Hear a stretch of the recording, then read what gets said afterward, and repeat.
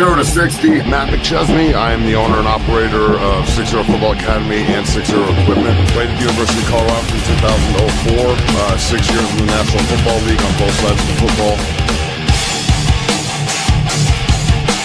That was his dream to play for Colorado. McChesney grew up in Colorado, always wanted to be a Buffalo, has had a great career. I'm Matt McChesney. This is 0 to 60. That is Coach Prime. We're at the University of Colorado. Brother, thank you so much.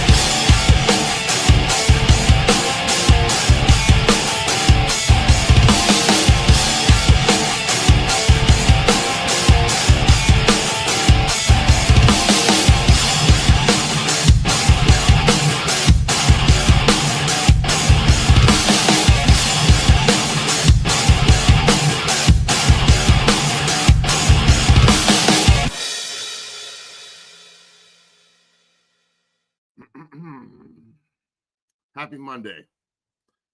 I'm your host, Matt McChesney. This is 0 to 60. We have a hell of a show for you here today. Bailey's on the ones and the twos as usual. I'm going to try and be as nice as humanly fucking possible, but I can't guarantee anything today. If you're schemish or your feelings are going to get upset or you're going to be one of the capital letter people in the comments, you might want to log off. So, yeah, Bailey can tell you what we got on deck, and then we're fucking rolling. We're rolling on this fine Monday, 0 to 60, the premier show for Colorado Buffaloes football coverage. And boy, oh boy, do we have a show for you today. 0 to 60 is brought to you by the Believe Network, FanDuel, and Matt. We're in the building here after Colorado. This is, I'm going to keep it real. This is a new low in the Coach Prime era at Colorado. Colorado gets, embarrassed 52 to 17. In Boulder, Folsom Field, homecoming. Matt, I told you right out the gate, we're going to know on the first drive how this is going to go based on effort and et cetera. And how many missed tackles on this play? 7. Fuck 7. me. And they're chasing him, but so. So Matt, I just saw the opening drive and I was like, oh boy, here we go. We saw Julian Lewis a little bit. Julian Lewis ended up coming in there, throwing a nice touchdown pass, which that's the one silver lining of this game. Julian Lewis will be starting going forward versus West Virginia, but boy, oh boy, we got a lot to address. Matt, what are your takeaways from Colorado's embarrassing loss versus Arizona at homecoming? All right. So,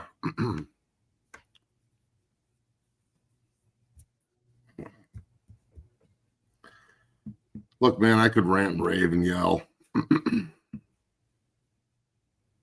The people in the building don't give a fuck. It's just a job. The players don't seem to give a fuck. It's just a job.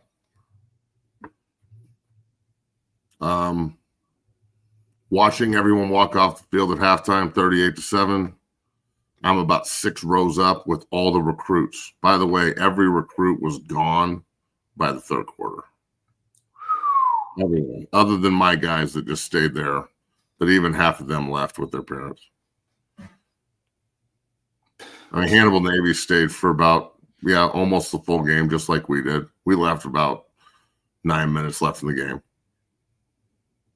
Hannibal Navy's son is committed to Kansas State, by the way. If you don't know who Hannibal Navy's are, you're a prime sexual. Of course. Yeah. Bro, I'm embarrassed. And I ride for this place constantly, but I don't recognize my university anymore. Mm-hmm. And it fucking breaks my heart, bro. And I understand that certain Glazers, and I respect these guys, but I also am very, I don't agree with this. And I know people are going to get mad about it, and I don't give a fuck. I don't care if they get mad about it either, because they could come talk to me, but they won't. No one's going to eat you. But certain Glazers seem to think that tradition isn't that important anymore. We'll talk about that in a minute, or you can play the video now. I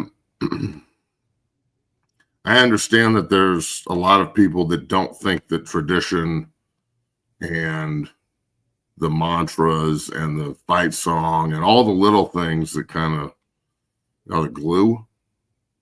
I know they don't think that shit's important anymore, but I think when your back's against the wall, that's the most important part. Yeah. And I know I'm from a different generation and shit, but I only wanted to play at one place, and that was my dream. And I'm glad I got to play in the league, and I was not a Hall of Famer. The NFL wasn't the most fun. It was a business. It was an eye-opener. But I also played both ways and learned a lot, which made me a great coach. So I don't understand why all these professional football players and Hall of Famers and bad motherfucking coaches and like badass coaches, not bad, but like just like the names of names, Ray Lewis, Michael Irvin, and every coach you can imagine, and everybody's on the staff, and everybody cares, and everybody's working. Mm-hmm. The product, it's not working. You have to change. You have to fire people and hire the right people that maybe Prime and his people need to listen to somebody else when they're hiring. Cool. I don't know, man. But if this is I know Prime says it's all on him. Well, bro, you're not going to get fired unless you walk away. You're here for your contract.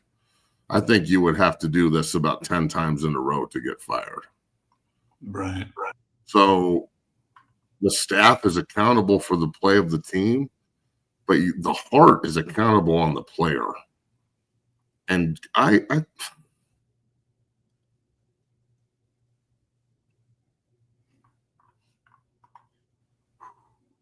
you fucking mercenary children are not going to be NFL football players. You don't love it enough to get paid. You're just getting paid because that's the fucking soup of the day. And the NCAA backed off. They don't want to get sued anymore. Mm-hmm. This is a bunch of fucking, I don't care if you're a grown man. You look like a bunch of little kids on the field that aren't supposed to be out there. You're getting the shit kicked out of you right and left. But you got there in a fucking Bentley. You left in a Benz. So you think you made it. So 38 guys. I bet you guys were getting paid between 50 and 200 and eight. Caden Salter got $800,000. $800,000 for Salter. And $1.2 million apparently for Juju. That's $2 million in quarterbacks. Yep. And I think Juju has a lot of potential. I hope they can figure out a way to figure that out. We'll talk about that in a little bit. $800,000 for Salter, and then you build this offense around him.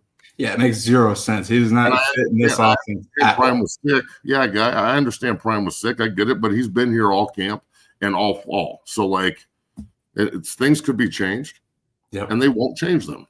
They won't commit to the run. They won't be a power football team behind the biggest offensive line in the Big 12.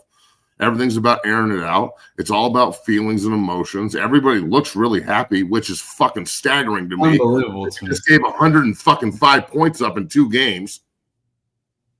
But, no one needs to get fucking yelled at, or we don't need to talk about shoulder to shoulder, or the pride and tradition of the Colorado Buffaloes will not be entrusted to the motherfucking timid or the weak. But it sure seems timid and fucking weak to me. But we won't talk about how we actually sing the fight song to bring us together and glue us together as brothers so we can go out there and fight and win fucking football games when it gets hard and your back's against the wall. We don't do that. We bring in fucking rappers and celebrities and shit that don't know shit about that fucking place. They're there for prime, and that's cool. I'd love to listen to Ray Lewis. But fuck, man, I actually like football. Ray loves football. His message, he wouldn't have to say you don't have any fucking heart to my team. Mm-hmm. Yeah. The only thing we had was fucking heart. We didn't have any superstars or fucking guys getting drafted. We didn't have one guy invited to the combine my senior year.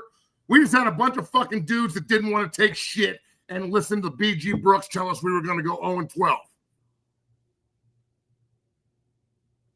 So I don't understand what the fuck is going on and how this has been this misevaluated. But these 38 grad transfer mercenaries, you guys should be fucking ashamed of yourself. And I don't care if you don't like me. I don't know you. You're not part of the Buffalo family, dog. You're a rental. Mercenary. You got to earn the fucking right to be part of this family. You can't just wear the uniform. I mean, fuck, man. Last year was incredible. That was great. How was it this misevaluated? And what did everybody just think that was it? That's enough? You don't want to go this way? I mean, Brian Howell's not wrong. This team has talent. This is why I'm so upset. And look, at 12:30, who's our guest at 12:30, Bailey? We got TCAL from Buffton Prime, who, I mean, boy, oh boy, he gets all this, him and his show gets a bunch of shit. We get a bunch of shit, but man, guess what? And we're going to fucking go down.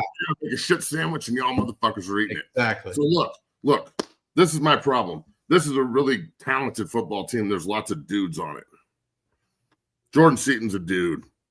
I think Bird's a dude. Miller and Miller, dude. The fucking receiver Miller is that kid is great.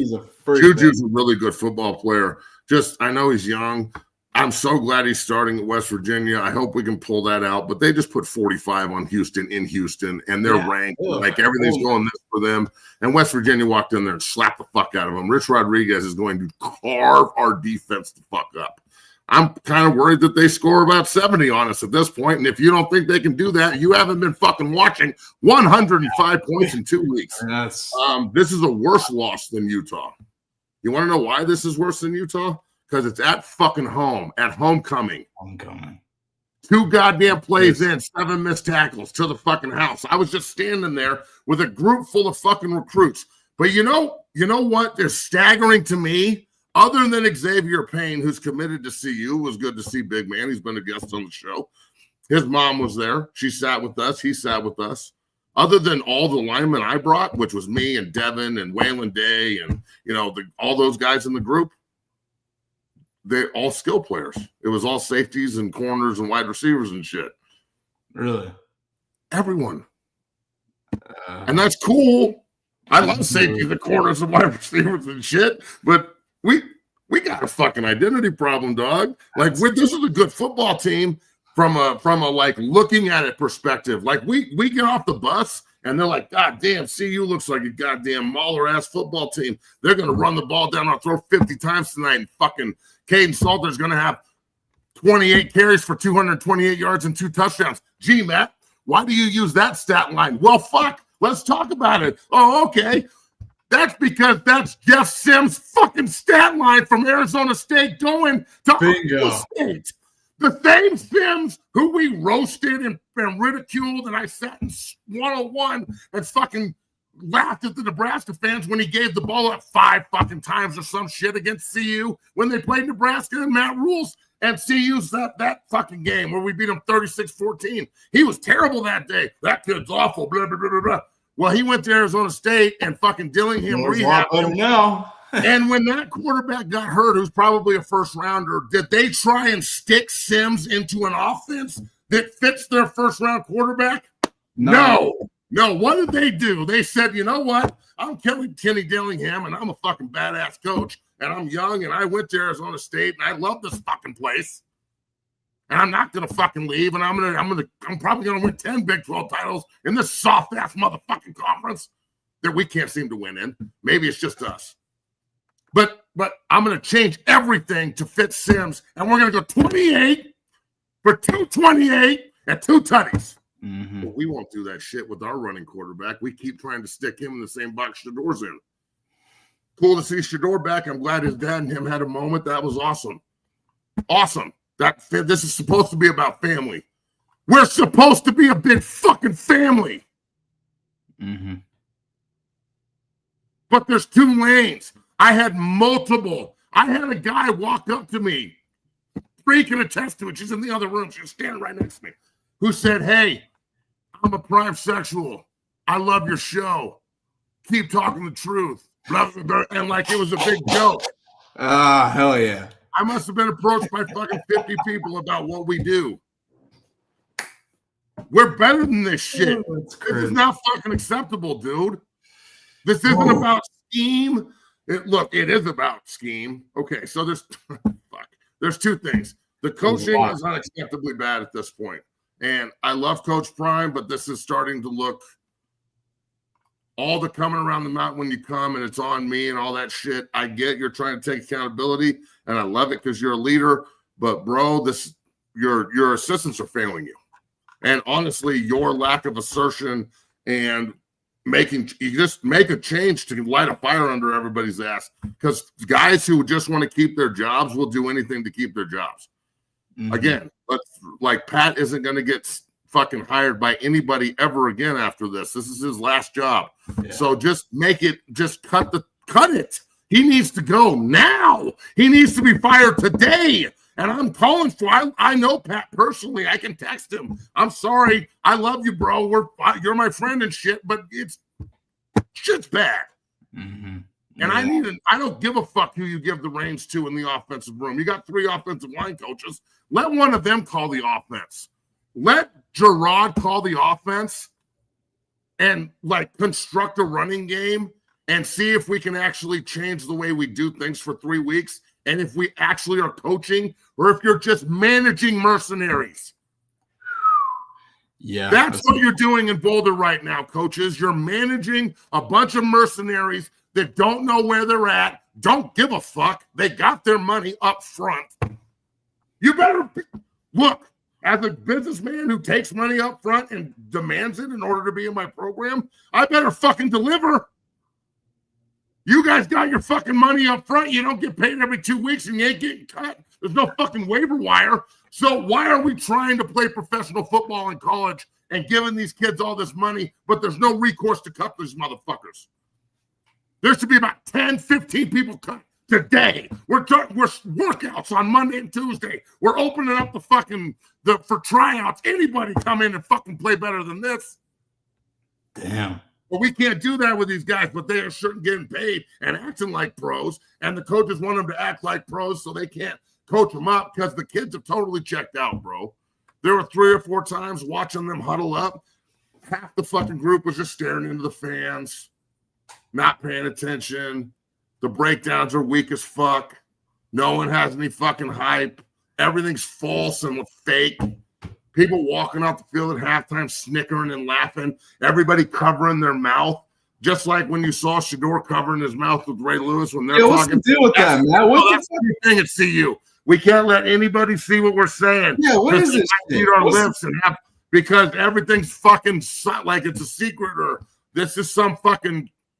I don't understand it. You're not a fucking spy.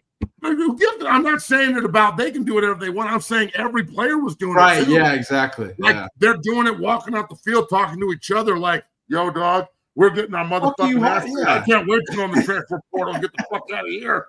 Yeah, I hear you, dude. This is getting fucking terrible. Shit. Why the fuck are we getting beat 38-7 at halftime? Who gives a fuck? It's Halloween. There'll be some big booty white bitches out on the hill tonight. We'll be able to go out and fuck some of them tonight. So who gives a shit? They don't care if we win or lose, right? Because we got a little bit of money. And all bitches like money. Oh, yeah, this is not for shit. We're just going to go out. Fuck it. We're already down 38-7. I might as well go into the fucking locker room and get out my vape pen and fucking hit it. You want some? Oh, you're fucking right. I want some, dog. Let's go. Oh, fuck yeah. And then going at halftime. Fuck it. I'm laughing, but this is fucking this is bad. This is so fuck. Look, as I vent, To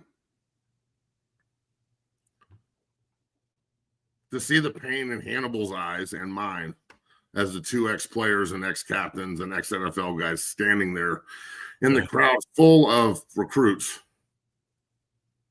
and the jokes being made and the people around us and how negative it was, and just, bro, it's not good. Not and good. The recruiting coordinator girls being like, could everybody be more positive? And I'm standing there like, what the fuck is happening? Are you serious? Yes, I'm serious. Oh, Lord. To tell Xavier Hill, and this is, bro, this is something that is really, I'm bothered by this one. Xavier Hill was told to stay home. Home? He has a concussion. Yeah.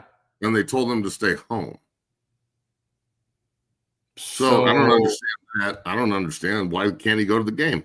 I know he's hurt, but there's other hurt guys on the sideline. I'd love to know why that's happening. I think there's a major disconnect here, bro. The kids. Weird. You know what? I never had to rely on Coach Barnett or Coach Wilson or Coach O'Crew or Coach Hankowitz or McMahon or any of the other badass EB. Fucking Embry, any of the other badasses, Doc Crease, that were there when I was there. Yeah. Okay. I didn't have to rely on them to try and get me to give a fuck. I didn't care about class, but I sure did care about ball. You know what I'm saying? Mm-hmm. And, you know, I understand it's a different era, but motherfucker, can anybody just act like they give a fuck a little bit about where they are rather than who they are?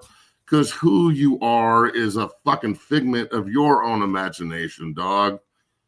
You can think you're the baddest motherfucker alive. Go look at the tape the last 2 weeks and tell me how many NFL GMs, how many Canadian League GMs are looking to bring you in. As a guy who went undrafted and had to change positions in the National Football League, and I consider myself a pretty average player, bro, this shit is hard, and it's for men. This isn't for fucking little kids. And a lot of you guys look like grown men, and you are acting like children. This is pathetic as fuck. And I'm sorry, but look, what would I go up there and talk to him? What would I even say at this point? Yeah, I'm going to fucking teach one, they're not going to let you. We do it for this group. Like, maybe we could start over next year, and with the next group of fucking mercs we bring in, and maybe they'll care more. Or maybe we can start recruiting seriously the way that we recruit I'm not saying our recruiting is bad. We've got some good commits. We got some 4- and 5-star guys, I think. We got some 3- and 4-star guys. I don't know if we have any 5-stars in this group or not. Just starting to honor what is in your backyard. Yeah, the state. I don't understand that. There's and I ask questions, and nobody can give me a fucking answer. So, I'm concerned. Like, I'm angry, but at this point, this is like, okay, so this would be like if Nick went out and did some terrible shit, and I was like, yo, bro, this is not acceptable. We talked about this. He knows it's bad. He's apologized. He said he was going to make it right. And then the next time I gave him an opportunity, he just did the same fucking shit right away. I put a post out on Twitter that got pretty good traction, I think. I haven't really looked at it in 2 days because it was kind of just me opening up a little bit, but I understand that some of you don't understand why I'm so fired up about this shit, but I really love that place, bro. And it's all I really care about in sports. Everything else is just kind of entertainment to me. And it's a special place, and it'll give back to you if you will give to it. I love going up there and seeing every guy from the 80s, the 70s, 80s, 90s, 2000, everybody. And everyone knows, we all know each other, and it's a big fucking family. And if you really needed help or you're down and out, you can call somebody and they're going to fucking help you. Because not everyone's going to the fucking league. Not everyone's Shador and Travis. It's supposed to be bigger than just the 2 guys on each team that happen to be fucking ballers and go to the league.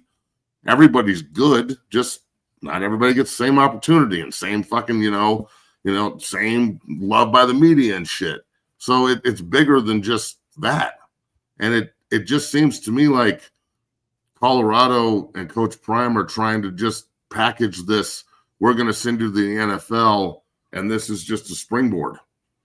And before I got here, there was nothing here. It was a wasteland. And look, they were on hard times, but that's not fucking true. That's a lie. The past has been that's pissing me the fuck off. Yeah. So I don't know what I would say to this group. Probably nothing. There's nothing to say. I don't have anything to say. No one's going to listen to what I fucking say. They don't listen to Ray Lewis and Michael Irvin and shit. What? And again, like why would they? Right. Well, what do there's no one cares, bro. The kids have totally shut down. Did you have a chance to take a listen to Coach Prime's press conference after the game? Oh, yeah, I listened to it. I listened to the last 9 minutes on the radio and tried to justify Mark Johnson and Coach Barnett and Andy Lindahl talking about cupcakes and shit. Because it was 52-17. Yeah, and then I listened to the press conference on the way home, and it was something. I want to play a snippet here before we bring our good friends at Buffton Prime in the show here. But here's Coach Prime saying, this is an interesting snippet here. I can't wait for you guys to hear it. But the gist of it is, I know what the situation is, I know what the problem is, and I'll fix it. Take a listen. I'm saying I don't have the answer. I have the answer. Yeah, I have the answer. Because I'm just asking because you've said if I knew, we would have done it. Yeah, I don't want to. I'm trying my best not to say what I want to say. And I'm trying my best not to give everything, but I'm trying to be transparent because you deserve that. You all deserve it. You guys have been truly kind, some of you, most of you, anyway. And I don't get it there about the criticism. I'm telling you, it's on me. Criticize me. I've been criticized when I came out the womb. The doctor didn't even like it. I'm good. So it's on me, but I know what the situation is. I know what the problem is, and I'll fix it. Okay, so then go fix it.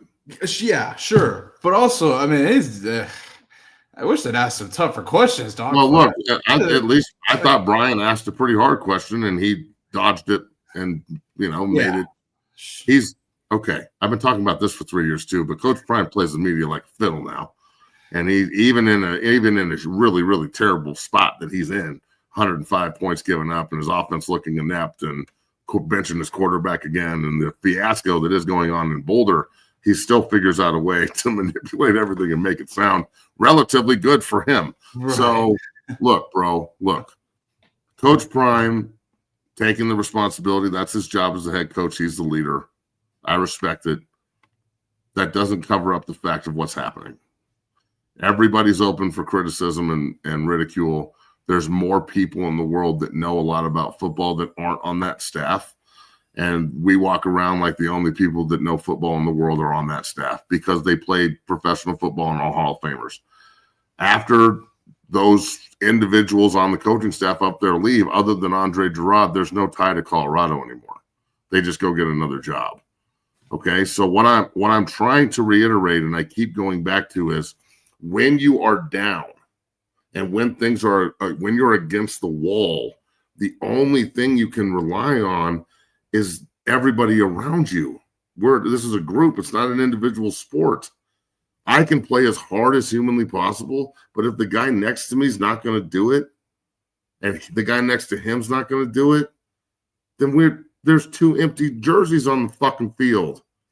If the coaches are not going to coach to their ability and change things and have the intestinal fortitude and the testicles to challenge each other in the meeting room and change the way we're doing things, because there are different ways to do it that are not that we don't do any of the things that we could do to bring ourselves more success. Anything. Nothing. We don't even have a fullback on the goddamn roster, but we got the biggest offensive line in the Big 12. that's built to move people. Xavier Hill and Jordan Seaton haven't run one double team all fucking year. That's criminal, Matt. I mean, That you is told a me that. fact. That is coming from fucking. That's information that I've gotten that people aren't lying to me. Right. One, Xavier Hill, NFL football player. Jordan Seaton, NFL football player. Atkins, big as fuck, white boy tight end. He'll fucking move somebody. Find any rockhead on the goddamn team, the dumbest fucking most physical son of a bitch you got, put him in fullback, run him at the Mike linebacker, double team the three technique the way they do to us, climb to the other guy, and seam these motherfuckers for 8 yards 50 times a fucking game. That's right. And then teach the defense how to deal with it every day in practice, because that's all we practice. And then build play action off of it and fucking get to work.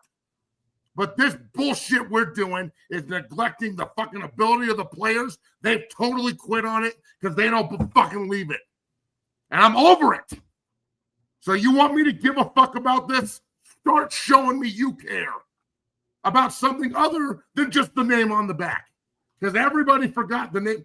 Listening to Nelly and fucking Koningsberg and everybody glazed the name on the front, name on the back, all blah, blah, blah thing, and the fucking fight song thing made me want to fucking drive my car into a goddamn bridge apartment. And everybody at DNVR is going to get upset and all that shit. I don't give a fuck. I'm not attacking you. I'm attacking your opinion. If you want to be super fan, that's your choice. But goddamn, for a guy who's never done what I'm talking about, you would say it's not important. Play the fucking clip. Well, we're going to talk about DNVR. We're going to talk about Whitlock, because Whitlock did a whole show about you and your passion. But this is a new low, like you mentioned, the show title for Coach Prime Era Colorado. But boy, oh boy, do we have somebody here that I believe. I mean, this is long overdue getting this man on the show here, a truth teller. Oh, my God, look at this. I know we're bringing him on right now, but this is the kind of people we deal with. And I know this is the kind of people he deals with. Okay. Where is it? He says, old man, back in the day, nobody runs ISO anymore. Did you see? I'm not saying bullshit. Oh, my God. See, all right. I'm saying formulate vertical running game. Heavy double teams. God, dude, people are so dumb. Go play Madden, motherfucker. Yeah, we're not going to address that. This interview is long overdue here, and this is a great time to have this guy on. Our main man, TCAL from Buffton Prime here, joins the show. TCAL, how are you doing, my man? Cannot thank you enough for joining the show. What's going on? Hey, let me just say this. Your show and our show, we get a lot of shit, but I think we keep it real. I can't thank you enough for joining, my man. Man, appreciate y'all. What we talking about? All right, so I'm obviously a little fired up.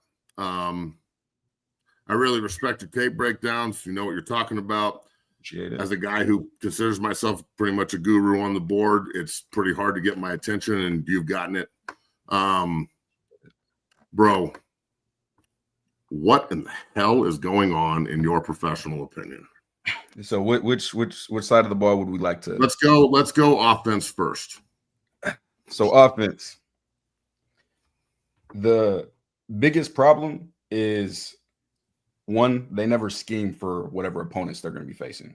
So if they're playing, that's true. So BYU, I know this for a fact as well. BYU, a player sent me their scouting report, and it had the number 2 coverage that BYU ran as cover 4. And the player said, "Does this look legit to you?" I said, "I've inserted every single pass down BYU's had this year. They ran cover 4 one time the entire year.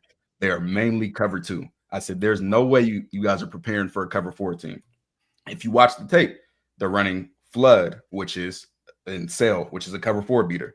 They're not running post down the field. And if you remember that game, Salter missed Omarion Miller late. That was wide open on a post. That was the first time we ran a post that entire game with the slot.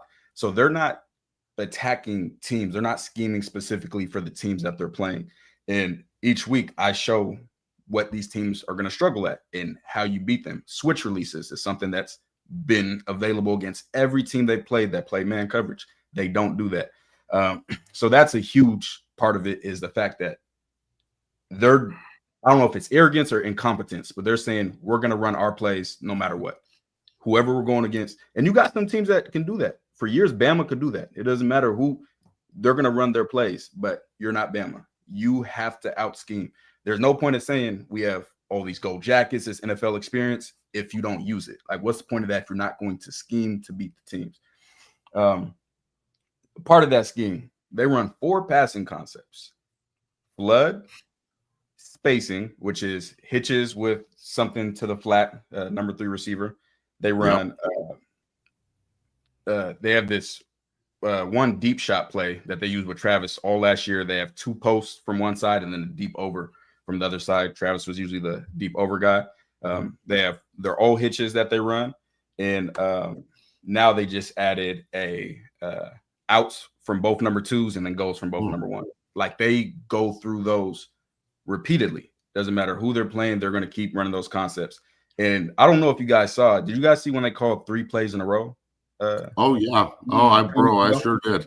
So they ran 3 deep crossing routes with just 2 receivers. Nobody else went on a route. They ran it 3 times in a row, backed up Max on their own protection. side. Yep. Yeah, max protection. 3 Yep. times in a row, the exact same concept. So it's like they started the game with the screen right, 2 yards. Yeah. Screen left 2 yards. And I'm like, why are they throwing Sincere Brown a screen? So now Sincere Brown, tunnel screen, he got busy at Campbell, but we've been seeing Campbell dog. Yeah, I love it. Well, yeah, that's the problem. You're running screens. I can't believe I just said that. You're running screens when you know your receivers refuse to block. Like, that's another huge problem. And I heard that Coach Phillips said he doesn't coach blocking because blocking is a mindset. If you know your receivers don't block, What? Oh, They said that out loud? seriously? Yeah, this was an interview. You're telling me right now they said out loud on film, we're not going to coach blocking, it's a mindset? Oh, fuck. I promise Oh, you. I never lied. It's just to a skill player? I've never lied. Fuck me. Oh, Oh my God, bro. I'm so glad you're on this show right now. Okay. So you're doing things that don't work to your strength of your players and your personnel. You're running screens. So I think their strength is their offensive line. They're pretty big. They're physical. Xavier Hill's a really good player. Seaton's a really good player. They haven't run one double team with Hill and Seaton all fucking year, which really bothers me. They won't put a fullback on the field. They won't run vertically. They have a run-first quarterback. Marshall Falk, Andre Gerard, Pat, all these NFL guys, they know how to be physical. They know how to run vertically. Why won't they do it, bro?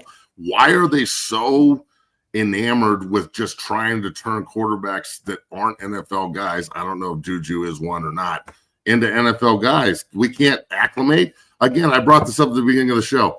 What did Kenny Dillingham do with Sims this week? Did he try and make him play like Levitt? Nope. They ran the ball 28 times with that kid. He got 228, 2 tutties. Like, holy shit, bro. You can hit, as you know, and as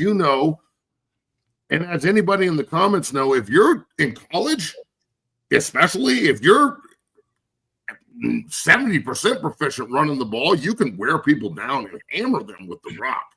Like, this is not the National Football League, bro. I don't understand it. Please, please, please try and help me off this ledge.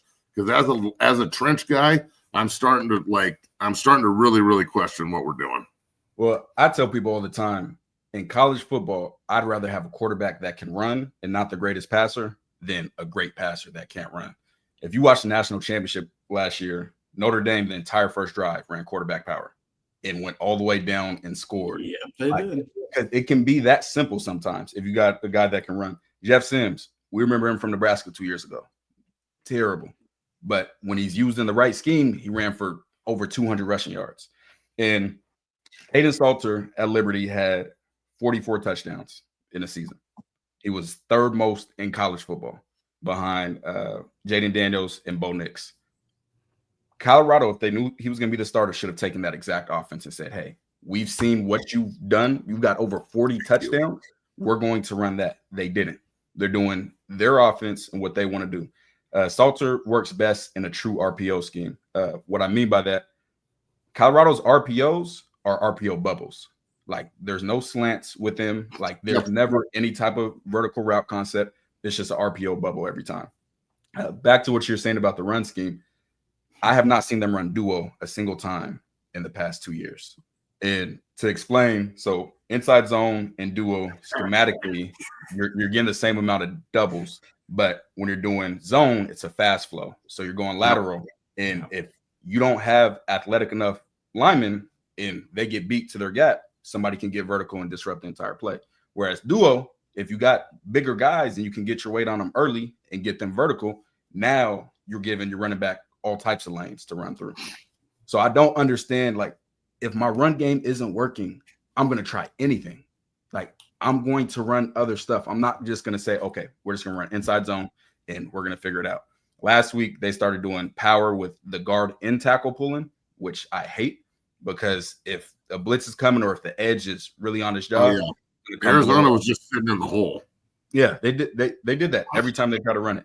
So it's just it's frustrating seeing that no matter what they have, a team they're facing, they're not going to scheme against that team. The personnel that they have, they're not going to scheme for their personnel to be in the best situation.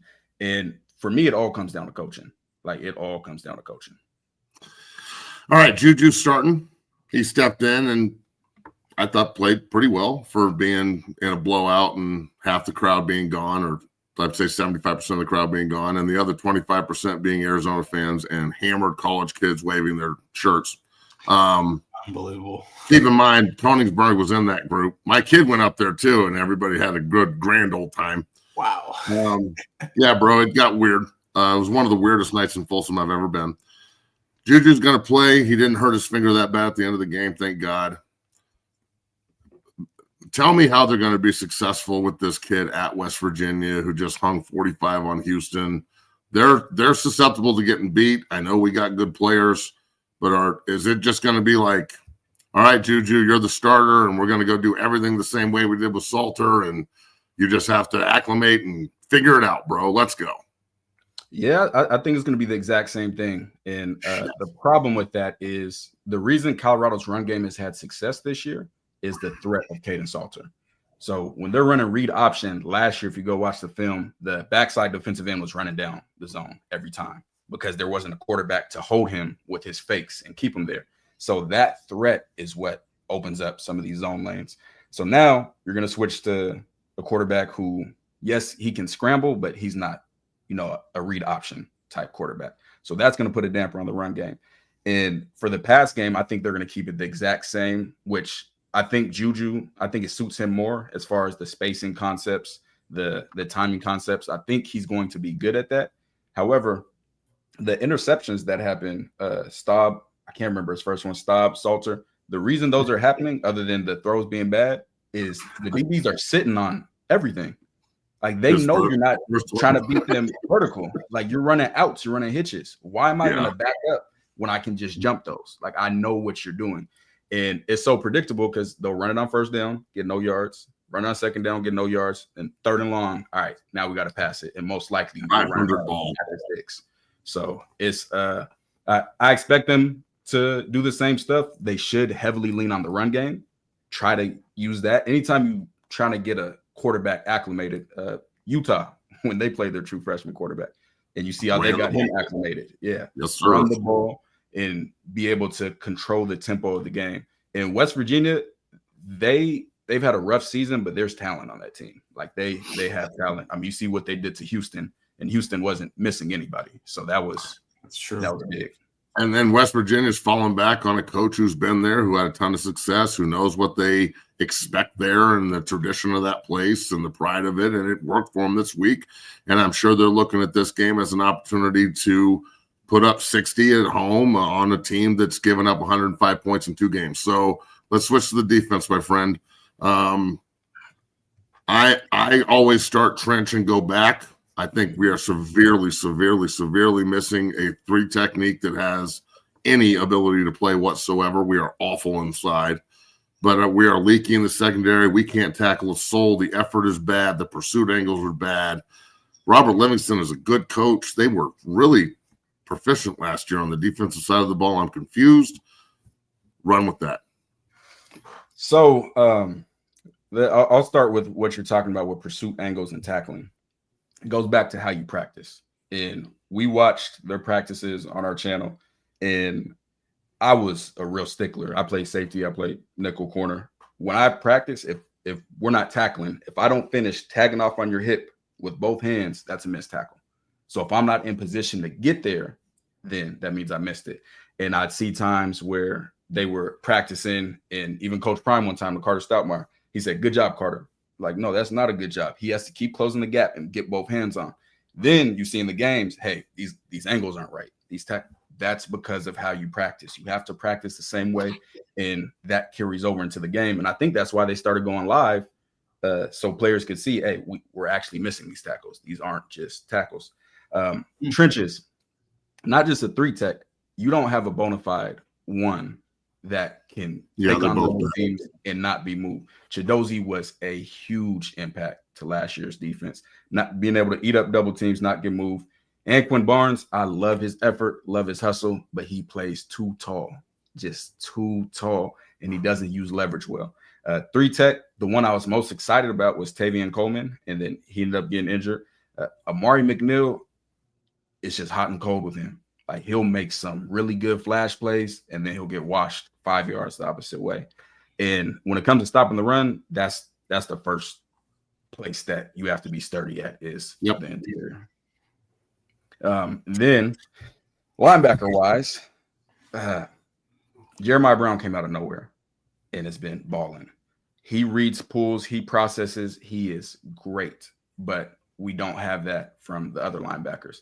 And my co-host CT the Fan was saying before last week's game, I think, he was like, well, Jeremiah Brown needs to have the breakout game. I said, no, it's the other linebacker, because Jeremiah Brown's seeing the pulls and he's going to box it, but the other linebacker is getting climbed and cut off, so there's nobody there to box the ball too. That's why who do we play 2 weeks ago? Utah. Utah. That's why Utah's power runs, because Utah's a gap team. So their quarterback power, it was just getting gashed because there was no other linebacker to go fit the pools how they're supposed to. And disappointed because I watched French before he got here when he was at UTSA. He had good film.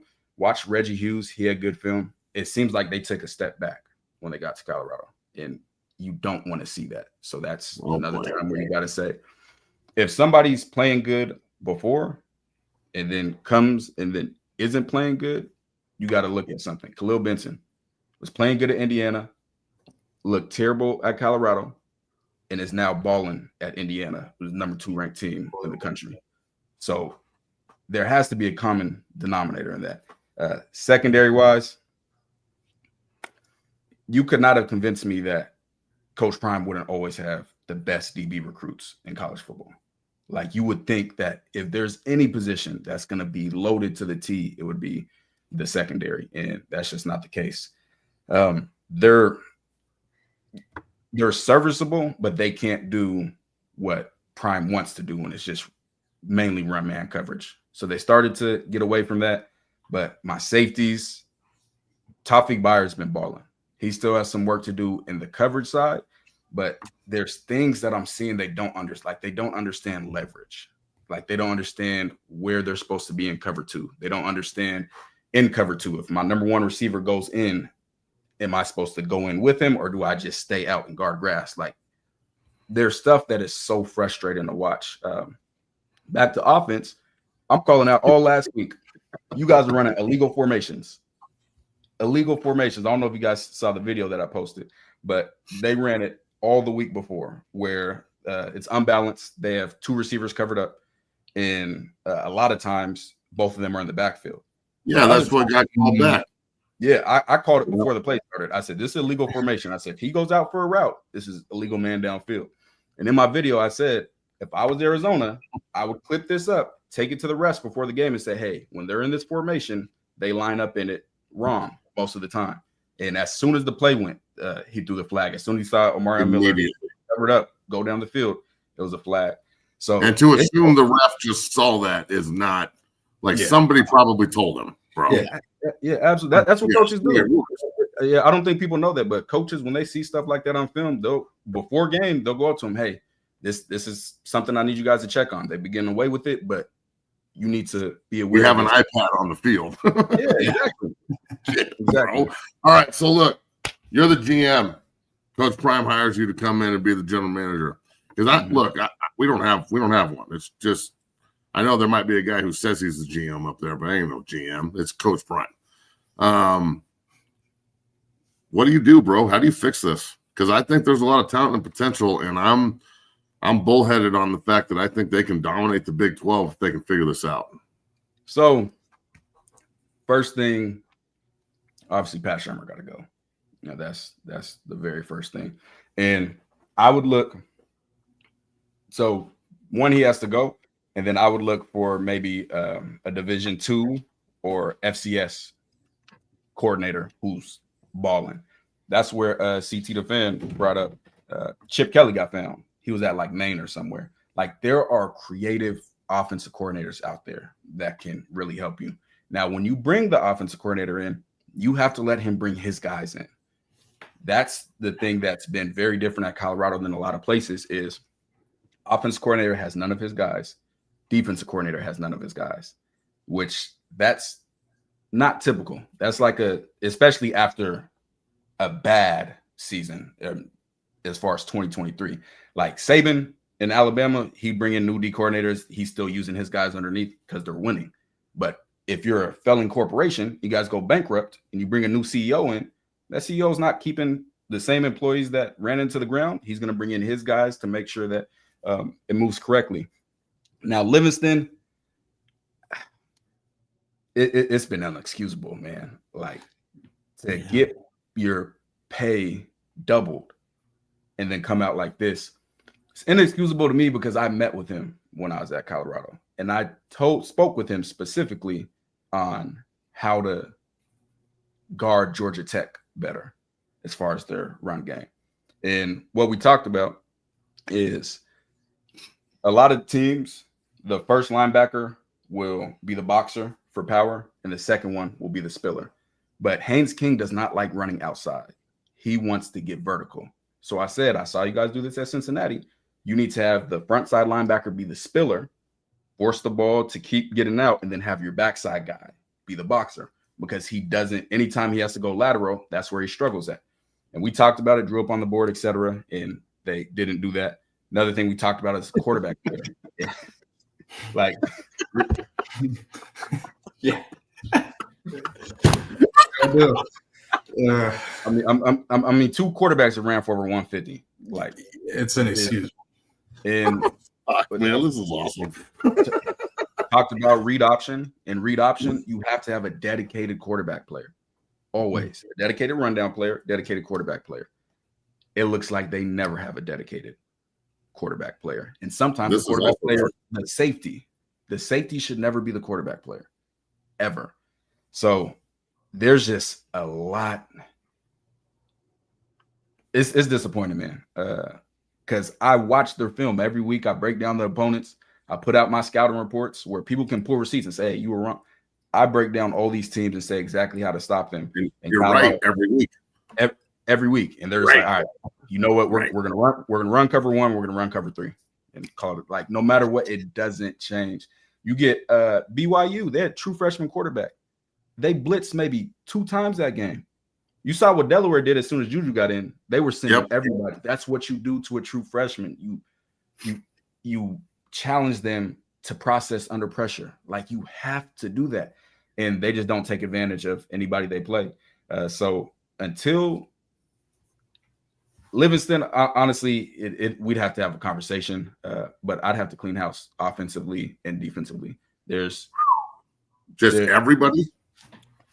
There's too many friends on the staff.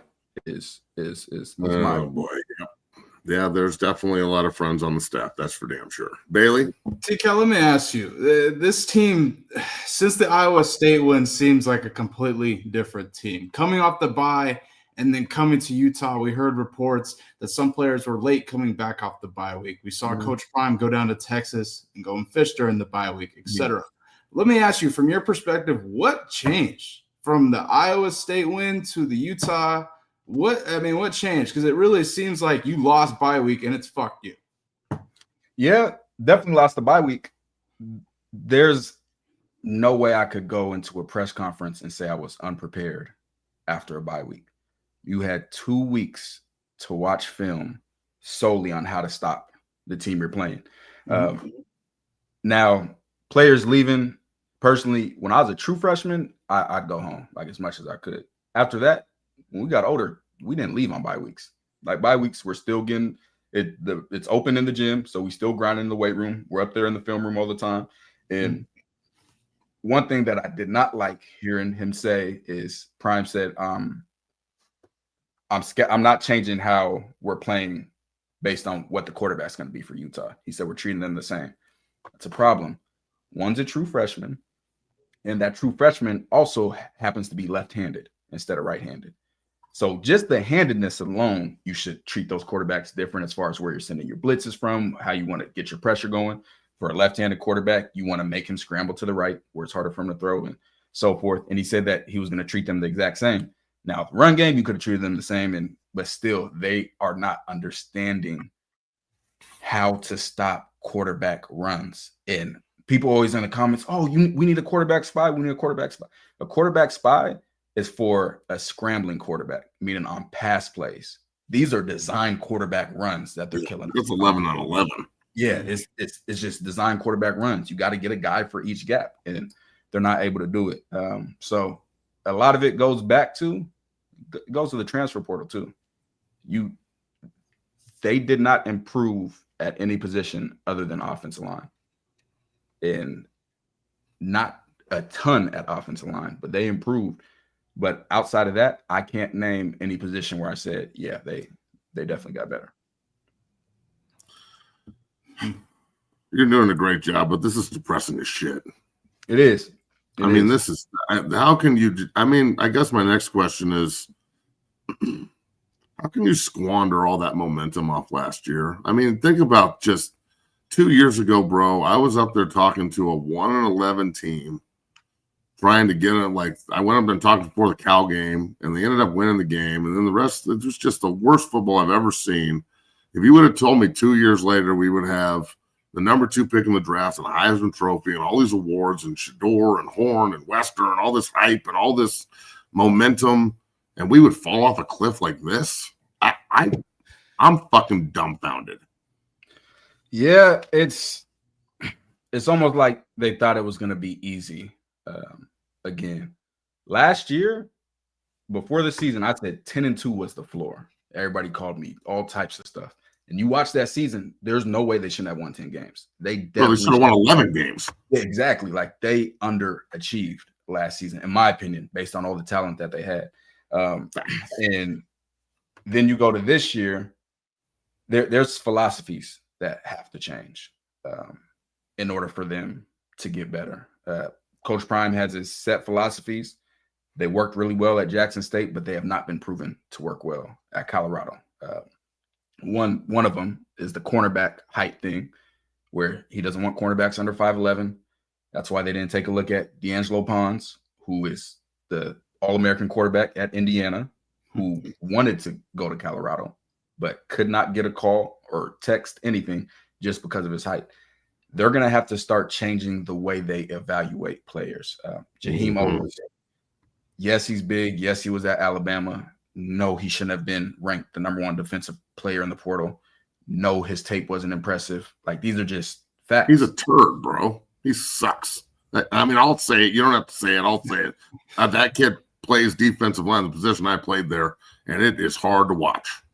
It is, and that's because they're looking at SEC guys that haven't played or haven't versus, hey, we got this guy. And it's crazy because they had a lot of good gets the year before as far as under the radar guys. But this past year, it was a huge miss. And I know guys, I'm not sure if you know him, Matt. I don't know if his brother's name. He was a legacy guy, Hosea Wheeler.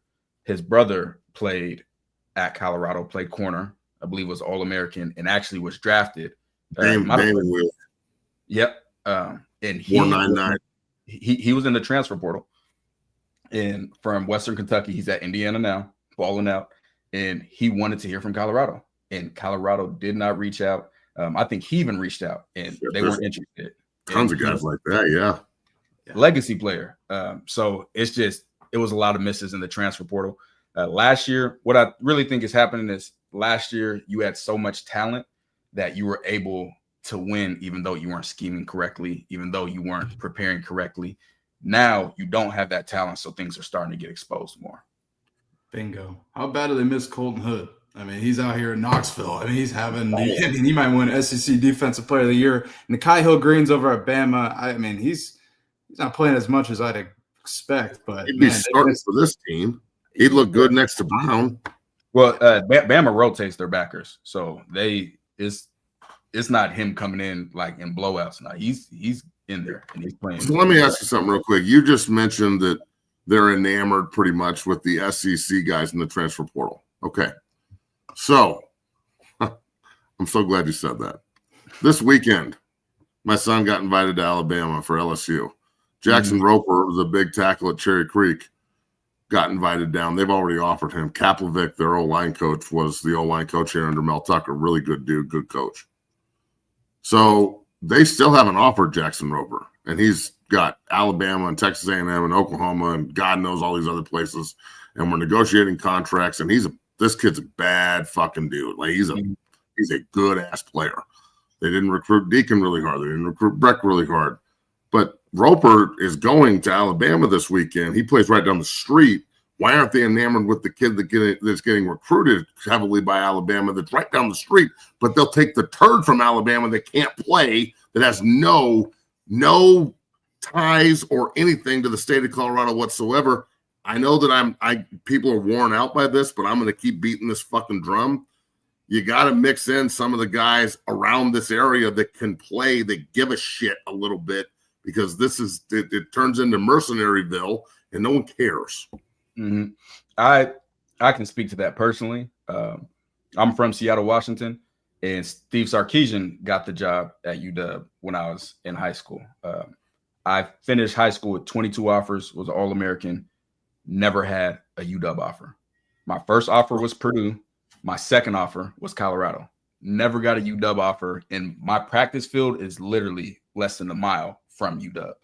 So that left a bitter taste in my mouth in the local recruits for multiple classes. So I know how that is when you're a dog from where this college is and they're not recruiting you. It's kind of inexcusable. I'm not going to say kind of. It is inexcusable. It is totally always be first on the guys in your area. Like you have to. It means something to the community. It means something to those schools as far as the future. Like you don't know who's going to end up coming out of these schools, and if you're not even paying any attention to them just because you don't feel a certain way about Colorado football, etc., it's not gonna. Right now, Colorado isn't built for longevity. Like nothing that they're doing is being built to last. It's kind of like a quick fix thing, but you have to start. Obviously, there has to be some quick fix when you go 1-11, but there also has to be longevity building blocks that you're paving, and I'm not seeing that. Bailey? You say you're from Seattle. Where'd you go to high school, TCAL? Seattle Prep. What's Seattle Prep? I went to Woodinville High School. I grew up in West Seattle. 22 years living there. So I was like, oh, shit, another Seattle PNW. Yeah. From the CD. Yeah. 23rd and Jackson. Hell yeah. The Seahawks, by the way, the Seahawks last night. Last night, man. Damn, Darnold looks good as shit, bro. Good Lord. So I'm glad you mentioned that. Sam Darnold, how many times has he looked like a bust in his career? Like 10. And now he's in a situation, and now he's looking like a star. It hurts my heart. Geno Smith looked like a bust. Then he got into a situation, he looked like a star. Salter was a star at Liberty. Then he gets to Colorado, and everything goes downhill. Yeah. You have to build and scheme around who your players are. You have to understand what players you have, what they excel at. Otherwise, you're never going to be successful. You can't just say, all right, we're running this no matter what. If I don't have man coverage, guys, I'm not running man coverage. It's simple. I'm not going to say, oh, well, I just like running man coverage. And then I'm not going to say no names, guys getting beat deep week after week after week. And, it has to be fixed. I literally got a player messaging me right now from Colorado that's watching. But, yeah, it's right. I hope you guys beat the shit out of West Virginia. Please, please, please play hard. Please, please give a shit. I understand, coming from the bottom of my heart, that we love you guys and we want you to be successful. But God damn it, it's just that name on the front's got to mean something, gentlemen. And it just, you can't cover up what we've seen the last 2 weeks. And look, I'm just going to say this, and we're going to talk about this a little bit more when we let you go too. But the last time I've seen this, okay, was in 05 when I was a rookie with the Jets. And I watched Nebraska beat CU at home 30-3. They were throwing batteries at the players, and they had to remove the entire student section. And then they had already wrapped up the Big 12 North at that point, and we had won it the year before as well. And then they went to Houston and played Texas, and Vince Young and the eventual national champions beat them 70-3, and they gave up 100 points, 100-6 in 2 weeks, okay? And that was coming off 4 out of 5 years Big 12 title games, really good stretch under Barnett, a lot of NFL players. Really the last time we won a bowl game was my senior year, the year before. And they fired Gary before he could get back on the plane. Now, I'm not saying Coach Prime needs to be fired, and I don't think he would lose his job unless he resigns. But there needs to be a standard, and the axe needs to fall on somebody, in my opinion, just to light a fire under everybody else's ass that's going to survive the chopping. I don't see how you can. That was okay, giving up 100 points, 100-6. Coach Barnett gets fired after everything he did for that place, and like Schumer's not even going to lose play calling responsibilities. Livingston, nothing's going to happen to the defensive staff. We're just going to flush this down the toilet and just act like it didn't happen. West Virginia's. If we don't take this seriously and figure this out, West Virginia at 10 a.m. in the rain at 50 degrees, Rich Rodriguez is going to. Holy shit, bro! I'm concerned. Yeah, and as far as Coach Prime, he obviously there's no risk of him being fired this year, but he shouldn't be. I want him to fix this. But if he has another losing season next year, that's 3 out of 4 losing seasons. And when he signed his contract extension, he was the number 6 highest paid coach in college football. You can't have 3 out of 4 losing seasons being the 6th paid football coach in the country. And it goes back to he's going to have to get comfortable being uncomfortable.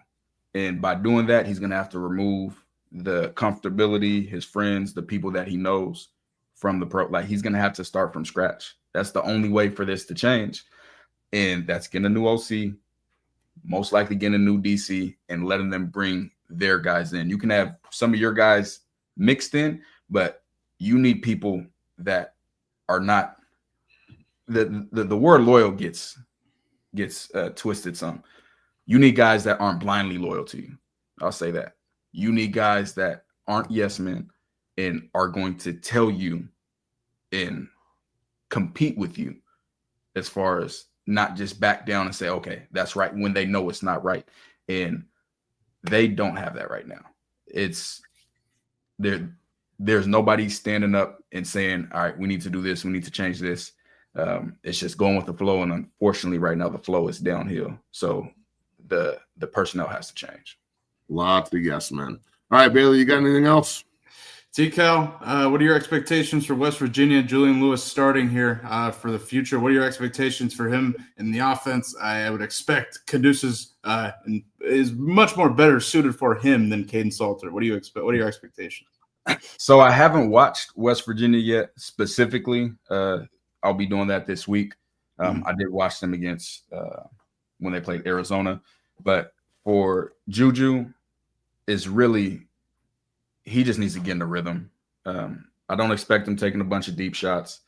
If it was me, it'd be a lot of timing concepts, mesh, want to get routes in front of his face, and depending on the run. Let the run lead him, and then let him be a game manager. People take game manager with a negative connotation, and it's really not. It's not messing up. It's taking what the defense is giving you and continuing to move the ball and get points. And that's what I think his job should be this week. Don't try to play, out of body.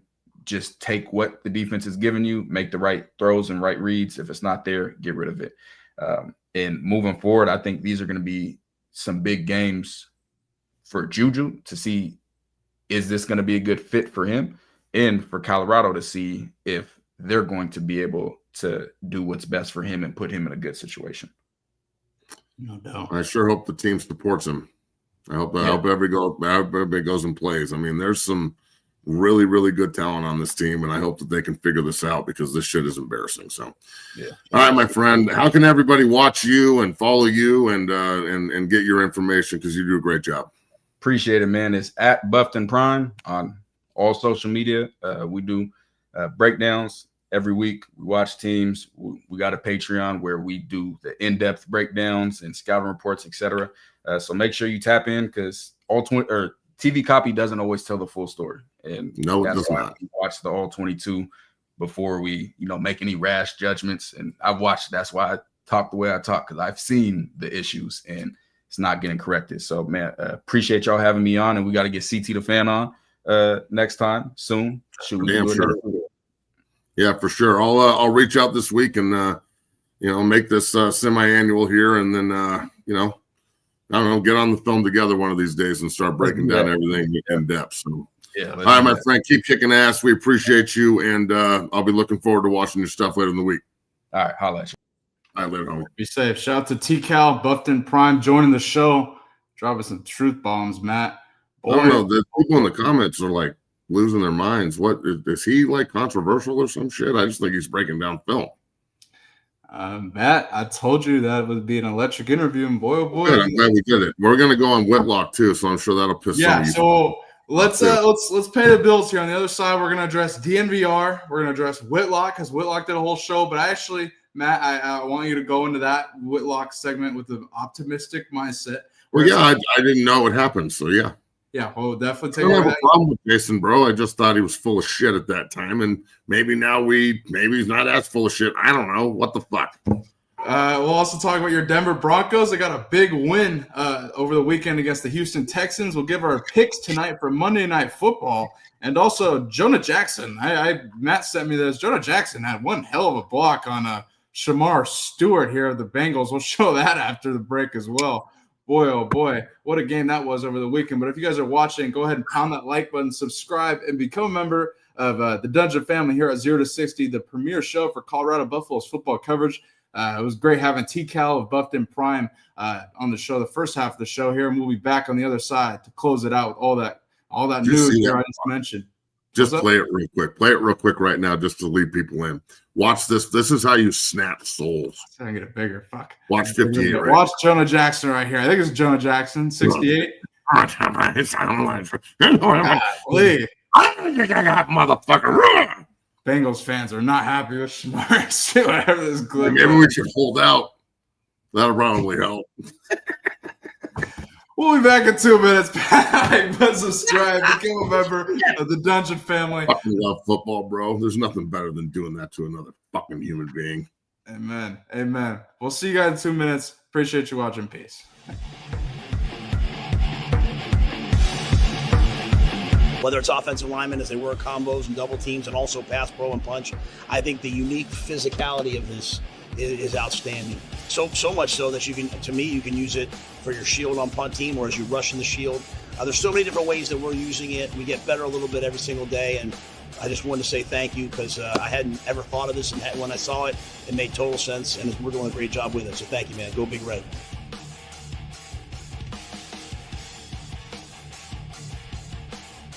What this has done for us is it's allowed us to, because of the surface area, because of its firm nature, I can still strike against another player and have to use that punch just like you do on a sled. At the same time, have to time my punch because it could move. I can teach defensive linemen how to handle double teams because they can feel pressure. We can simulate contact in a safe environment in non-contact times because of this unique bag. Welcome down here to the Lab 60 Football Academy, 60 Strength and Fitness. I am your owner and operator, Matt McChesney. I just wanted to let everybody know that 60 is now on Cameo. You can go on Cameo and request any tips for training, any offensive line, defensive line tips, recruiting tips, I get so many inquiries in my inbox on a daily basis about tips and can you look at my film and can you do this? Can you break down something for me? I'd love to, all right? It's like the Joker said, my man, right here. If you're good at something, never do it for free. So Cameo is now your bridge to 6-0 Football Academy. Go in, request what you want, tips, suggestions, recruiting, film, and we will make sure that you get the absolute best from the best. So check out 6-0 on Cameo at 6-0 Academy. Cameo, 6-0 Academy. Cameo, 6-0 Academy.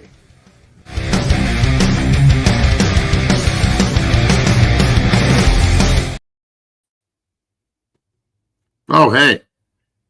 And we're back. If you're watching, pound the like button, subscribe, become a member. Chat's popping here. Over 2,000 people in the building on all platforms. We cannot. And well, we can do a little Q&A today with everybody too. Yeah, I mean, we're probably going to be on for 2 hours, so just is what it is. Yeah. Super chat, drop them here. We'll go through them here. If you got any questions, Nick needs new shoes, and fuck, man, that trip to Alabama is like a fucking gouge in the side, motherfucker.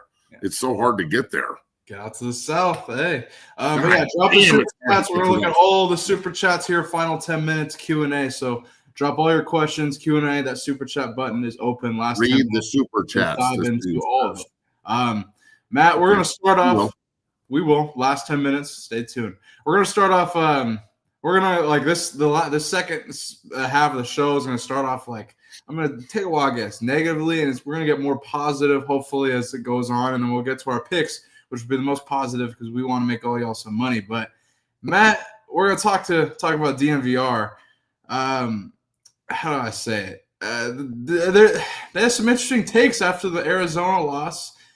One of which this is something that I think directly contradicts what you've said over the last 3 years, and just I think your mindset, et cetera, as a football player, and certainly mine as well. But Matt, I'll let you address DNVR after this. I know you wanted to show something, so we'll show this. Take a listen. There were times in the game where it felt like, man, if they just get something here, they're right back.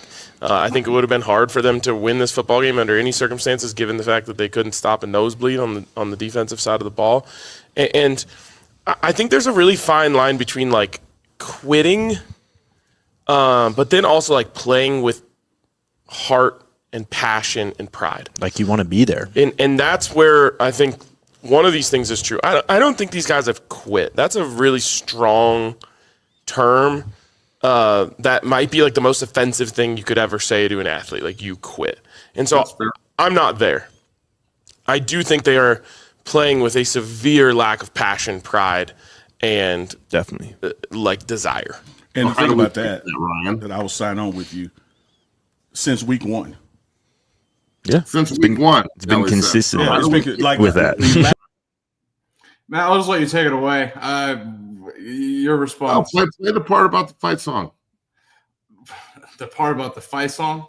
Yeah, that's why I sent it to you. That's specifically like the whole point, what he says about the fight song and the fact that they don't need to sing it and it's not really that important. And then Nelly agrees with him because it's like everybody here, everybody's a transplant and it doesn't mean the same to them. But in my opinion, it's never been taught. So yeah, that part of it is the most important part. I don't really disagree with anything they just said there. Honestly, I don't think that they've necessarily quit, but I think that there's some quit tendencies. That's for goddamn sure. We're getting our fucking ass beat out there. So yeah, the fight song part of it was the most important part. And I'm not gonna like quote Ryan because I can't remember exactly what he said, but that's the part I'm trying to react to. I think that they should absolutely be singing the fight song. Do you think they will going for? Like, I mean, there's no way they don't hear this. Again, I need them talking about it in order to actually talk about it. So, well, here I don't have that specific part of the clip. I grabbed this. Well, I sent it to you and even you gave me the time segment. That's the I said it started at 11. Are we going to do this on the show, dog? Well, okay. Well, I'm just telling you. All right, just fuck it. Move on. Who gives a fuck? I don't need to talk to him about it. We fuck it. We won't talk about it. That's fine. Let's move fuck, dude. It is what it is. I got the exact segment. I'll fucking send it to you again, and then maybe we can do it again. It's okay. It's not a big fucking deal. It doesn't even everybody doesn't need to get all pissed off and shit, including me. So I'll figure it out. Ask me the next fucking question. Matt's trying to talk about Whitlock because Whitlock, they've really actually talked a lot about your takes the last few weeks and months, including Steve Kim and Matt.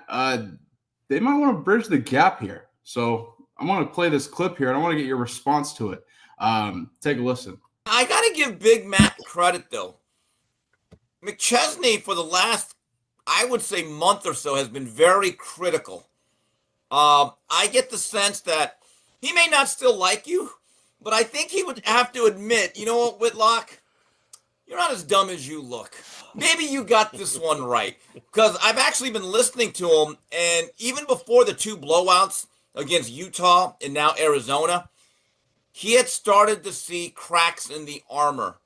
And now at this point, we are at that stage where it is the iceberg denting the Titanic, and now everybody is looking for a lifeboat.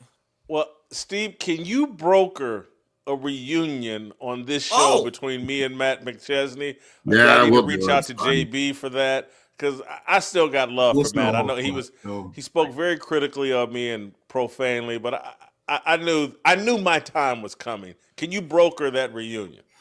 You know what? Call me the Asian Henry Kissinger. I'm going to use my diplomatic skills. We're going to bring people together, and it's going to be like the Camp David Accord. We're all going to shake hands, all put our hands in together. We're going to bring this about. Now, it's interesting because when I watch these shows, and he hosts a Colorado show that's a daily podcast with Bailey Price, and they've been very honest about it. And Matt McChesney, here's what angers him. It's not just the losses, because, wins and losses happen, and human nature takes over. What really offends, not just upsets, but offends Big Matt is the lack of adherence to any tradition. Like not playing the fight song, not paying homage to whatever they did in the past, the things that Bill McCartney did, Coach Barnett. And that is, he almost feels, I almost think the winning now and losing is almost immaterial to a certain degree to Matt, because he was there during the days when they were still a top 25 program. And he's like, hey, look, we were a respected team throughout the country. But the fact that you guys act like this program started in 2022, that is what really gets McChesney angry. That's true. Whew. Nice. Shout out to Steve Kim, Whitlock. Matt, what do you got? What is your response to that? Whitlock asked to bridge the gap. Would you go on? Let's go on his show, and let's have him on our show, and let's talk about this shit. And yeah, I was a dick, and I said some mean things. I apologize. Look, I do disagree with some of the shit he says, but at the same time, look, man, I love Coach Prime. I'm glad of what he's done here. I'm glad he came here. I think it's historically could be really important, and this could be a bump in the road but that's a big fucking if, and hopefully we can do another commercial and find that clip of Ryan. I tried to send it to you again. If not, that's fine. We'll get it tomorrow. Full circle back here, even what Steve's talking about. I don't understand how you don't. Everything in college football, this isn't the National Football League. Everything in college football, Bailey and chat, is built on tradition and what you've done in the past. Every fucking thing. Facts. The only thing that they build for tradition in Boulder, the only thing that they care about is Ralphie. They have a huge video about Ralphie's tradition, but they don't give a fuck about anything that came before it. And that's okay. You can do your own thing and build your own history. But you've always got to understand that bringing it all together encompasses everyone, not just the new fans. Like the new fans, I encourage you to go actually look at the history of this place. Please. Because it's pretty fucking good. And it's pretty shitty at times too. And we've always found a way to pull out of it. And hopefully they can find out a way to pull out of this shit. But you can't do it if you won't just fucking try and fix the basic shit that they can't fix. They don't even seem like they can fix anything. I mean, it seems to me like, what are we doing in meetings? What are we doing at practice? How does this happen out of the blue? They go from beating they lose to Georgia Tech by 7. They lose to BYU by 3. They play the fuck out of TCU, and that late touchdown takes it 35-21. But really, that was a one-score game the whole game. They beat ranked Iowa State at home and then just fall off a fucking cliff with everything on the line to play and win. Again, I've been in a situation being 1-4 my senior year in conference, and we could have quit and finished 1-7. Right. But no, have a little pride in what you're doing. If there's players watching, bro, I don't care if I'm talking to fucking one of you. At some point, enough is enough. It's not about the fucking fans and the comments. It's not about what I say or fucking TCAL or Whitlock or Kim or fucking Coach Brown or Coach Prime or fucking Ray Lewis, that's awesome. He's there. He's my favorite fucking little linebacker ever. I got to play against him. It was fucking awesome. Great. I'm glad he's there. Michael fucking Irvin. Warren Sapp's on the staff. It doesn't give who gives a fuck. It's about y'all. You guys, what are we doing? Do you not have any respect for the guy you call your friend next to you? Or is he just a colleague? Are we playing fucking colleague ball in Boulder? When are you going to play for the man next to you? None of you are going to the league like this. None of you are going to the transfer portal's not going to be real open and viable to the guys on this team going in it. What film are you showing? Why would anybody be excited to bring you in? Is it always going to be grass is greener and pay me, pay me, pay me? Are you ever going to earn anything? Do you want to be friends or respected? I'm not friends with people up in Boulder. They respect me.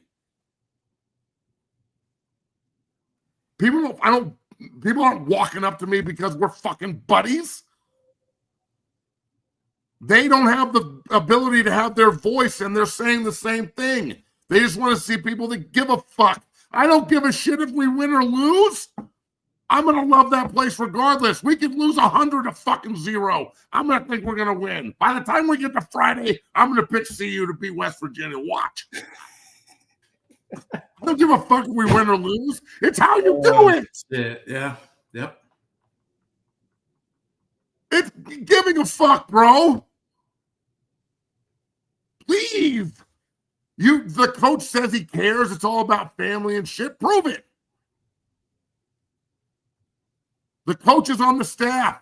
I don't give a shit what you've done in the past. We're talking about right now.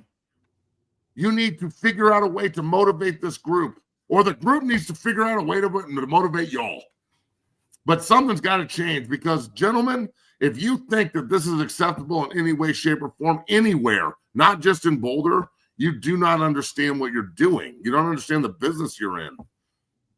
Fuck me, man. You don't see everybody and their mother getting fired everywhere for not being up to snuff. We can't. We're not even going to fire Pat. We're not going to. So weird. We're not going to have anybody else. Head jobs are open. Like we can't. No one else can call plays. We're still going to do this with Juju. So now we're going to fucking ruin Juju under Pat.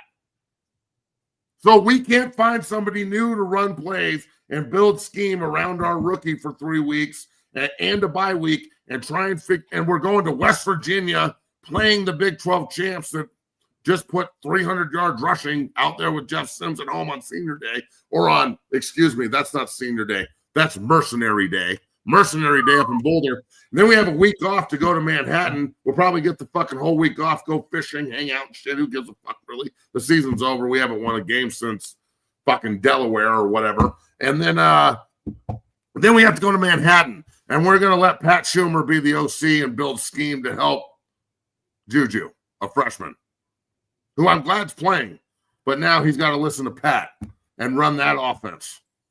with that defense that can't stop a fucking nosebleed, can't tackle, can't pursue, can't pass rush, can't play a double team. I mean, fuck, man. That doesn't give me a lot of hope.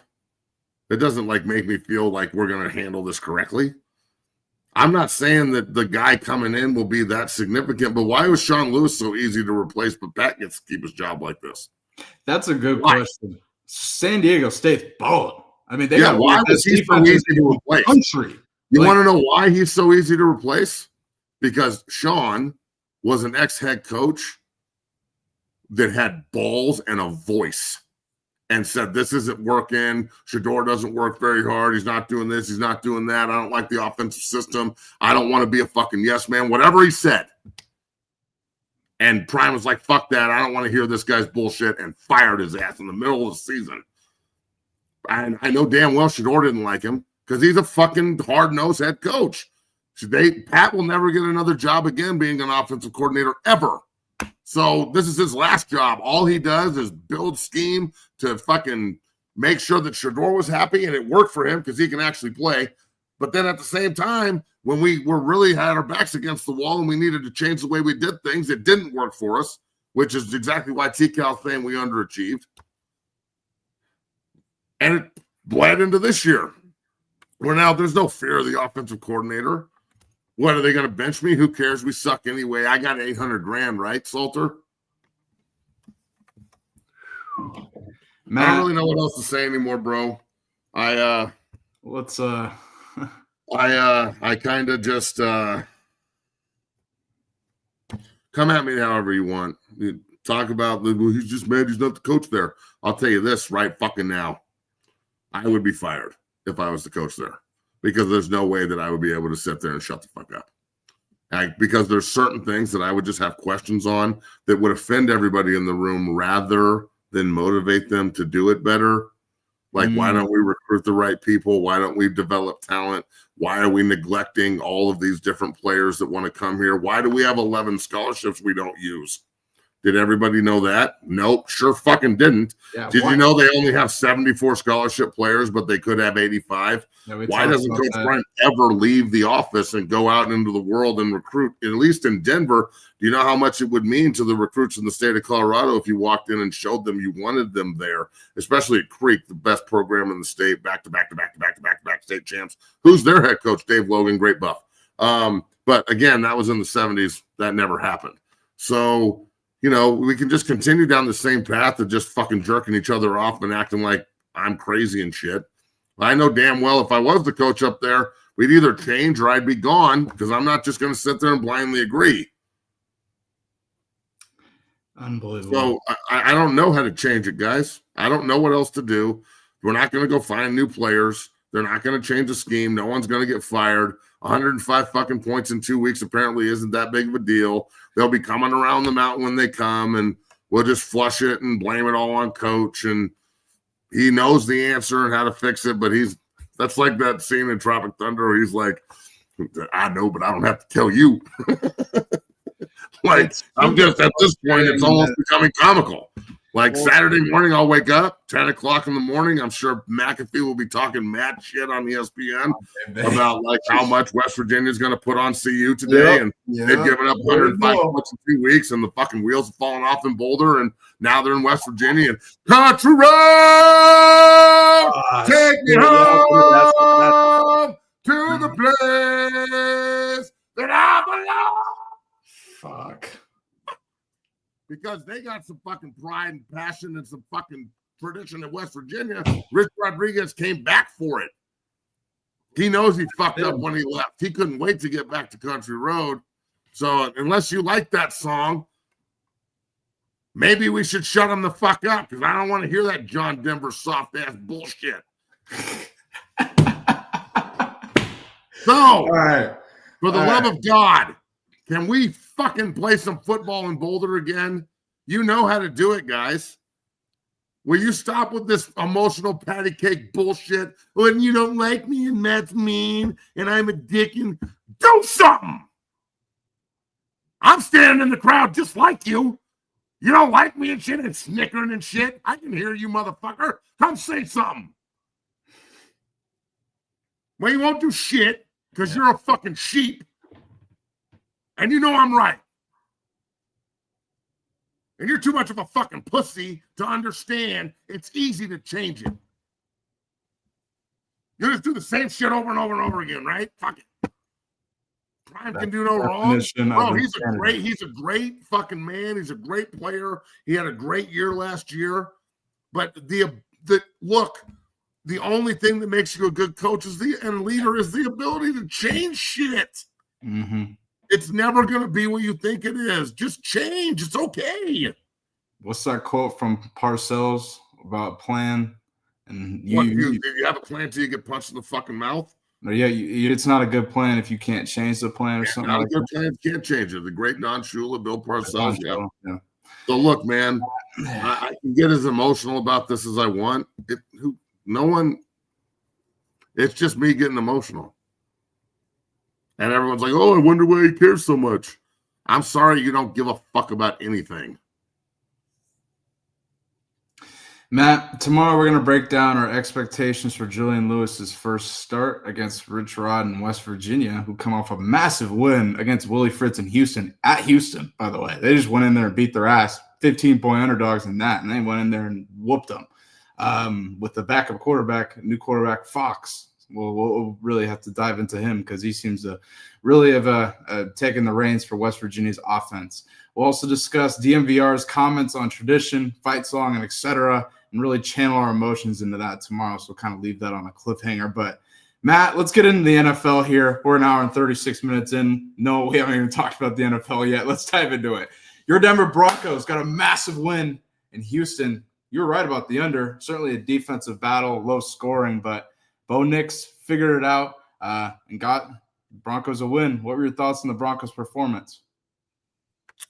To be honest with you, I was at work, so I didn't fucking watch any of it until the fourth quarter. But in the fourth quarter, they pulled it out and looked pretty good. So this is a big win. The Stroud hit was what it was. I don't care if it's fucking dirty or not. They picked up the flag. It was good seeing somebody get hit. I think Denver's got a lot of potential. They got to figure out why they can't fucking, play offense for 3 quarters consistently. So, I think Denver's got, as much moxie as anybody else. Their defense is fucking real. So, yeah, we'll see how they fare Thursday night against the Raiders. They should blow that team out. And then they got Kansas City in a bye. So we'll see how real they are. How do you feel about Mahomes' performance against the Bills yesterday and their loss?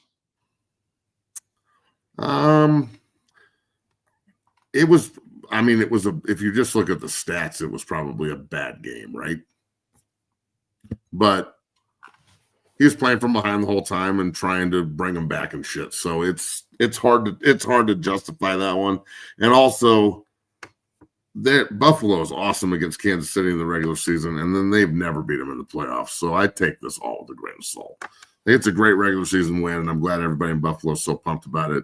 And I know Josh Allen played his ass off, but it doesn't seem to matter where you play Kansas City in the playoffs, you lose every fucking time. So until you beat them in the playoffs, this regular season shit, you miss me.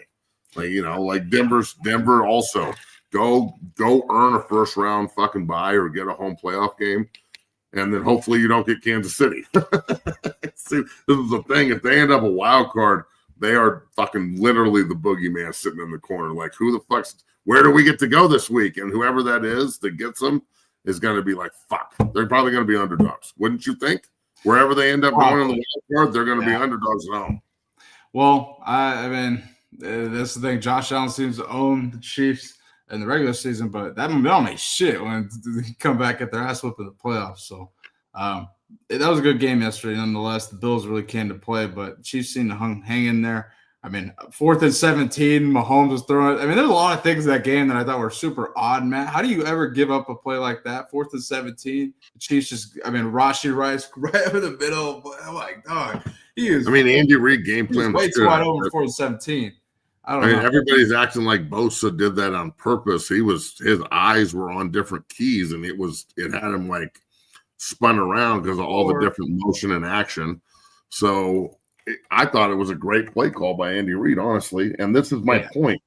Buffalo has a problem closing Kansas City. I thought they were going to fucking lose yesterday, bro. Like, even though they were up by fucking 14, I thought they were going to lose the game still. So, again, get me to the playoffs with these two, and let's see if Josh Allen can ever beat Patrick Mahomes. Because that's what it's going to come down to. He's going to have to play like fucking Superman. 100%. Matt, we're going to get our picks here for Cardinals and Cowboys here and close out with some super chats. We appreciate all you guys watching and tuning in here, 2,000 people on all platforms. Let's address DNVR. Matt, they talked about tradition, like you mentioned earlier. We got the full audio here. Let's take a listen and dive into it. The name on the front of the jersey. And we talked about this before the season, man. Yeah, and it's definitely like a criticism that I think CU fans have had of Coach Prime going back to like getting them to learn the fight song and stuff like that. And I've defended Coach Prime and we're kind of in a different world. Because we are. We are. Yeah, we are. But I think that this playing with pride and passion and heart kind of goes hand in hand with like, hey, I'm putting on the Colorado jersey today. Like, I got to go out there and represent, not just for myself, for my teammates, for my coaches, and for all 52,000 people who are here wearing that jersey. This is not a disagreement rebuttal. This is a train track. We're running parallel. The same thing can be said about your own last name. Totally. And your own teammates next to you. It's like, learning the fight song could drive up some passion and pride. But what about the name on the back of jersey? What about what you came in and talked to Coach Prime and you said, I'm doing this for mama so I can change her life? What about the passion and pride in that? Like, either one of these. Come on, Neely. Whatever. Go ahead, Matt. I'll let you. Go ahead. It's just four guys that don't know what they're talking about when they talk about this. They don't understand why it's so important because they've never been in the room to do it before. Because media is not let in the room when we do it there. This is just the same thing. They think I'm talking about the goddamn country club fucking version we sing in fucking stands. They don't get it. They don't understand what happens in the room for 10 minutes. Now, the coaches aren't involved. It's a team thing. They don't get it. And they're talking about instilling pride and passion and all this back into the university and acting like the fight song's not important. Do you have the clip of the Arizona team after they beat us? Oh, yeah. Could you play the fight song and see if it means something to them? Pull it up. Give me 1 minute. And they've got a bunch of transfer portal guys on their team, right? Yeah. So I sent you this, and I specifically wanted it to go. I'm glad you found the clip. I specifically wanted to go like this because I want everybody to see 52-17, where it's just a blowout. And you would think the fucking fight song is just kind of a ha, ha, ha.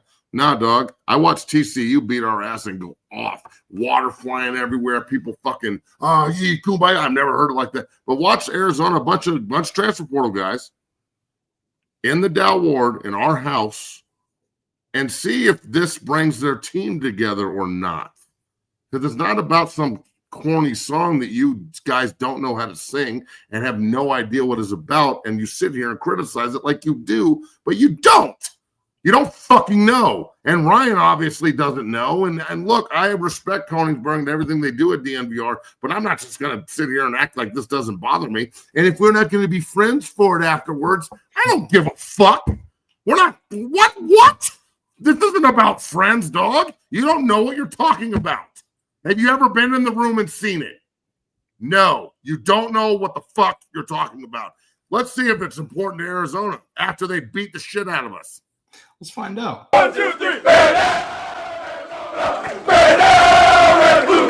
Red down, Arizona. Get them all that know who's who. Fight. Red down, Arizona. Red down, red blue. Go. Let's go, Arizona. Red down.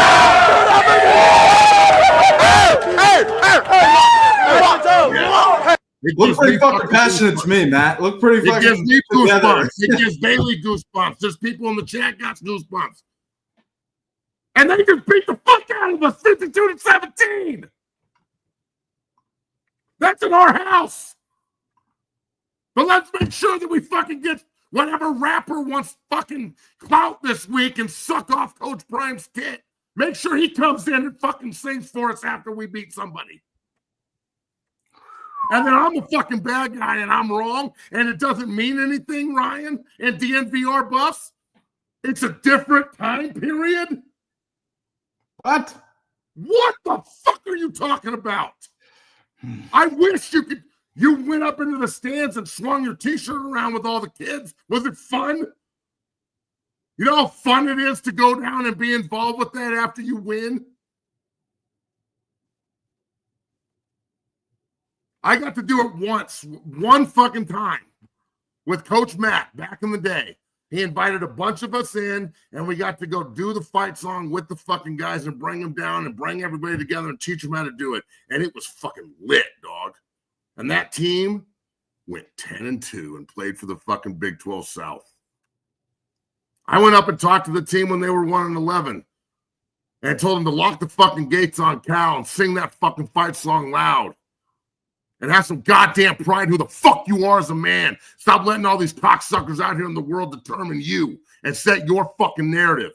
That everybody on the plane, I remember Coach what was his name? God damn, he was a coach and a quarterback for the Broncos back in the day, and he was an offensive coordinator. God damn it, I can't remember his name. But I was talking to him on the phone, and everybody's going to get in the game this week. I told them that. They got so pissed off. Motivate. Go out and win a fucking game, sing the fight song, and fucking be proud. It's passed us by because we're in mercenary land. It's never been more fucking important than it is now because we're stuck in mercenary land. And if you think it's corny and shit, you're not supposed to fucking be here. If you think this is corny and it's not fucking cool and it's all old school and shit, you're the fucking problem, you turncoat motherfucker. You don't know where you are. You don't know who you're rooting for. You're the fucking problem.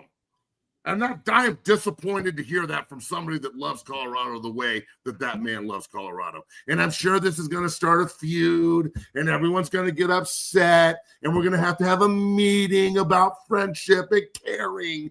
And Matt said something mean about me when I said I didn't care about the fight song. And we're going to have an emotional coddling moment about it. Save your motherfucking emotional bullshit for somebody that gives a fuck, homie. You said that dumb shit. I'm reacting to it.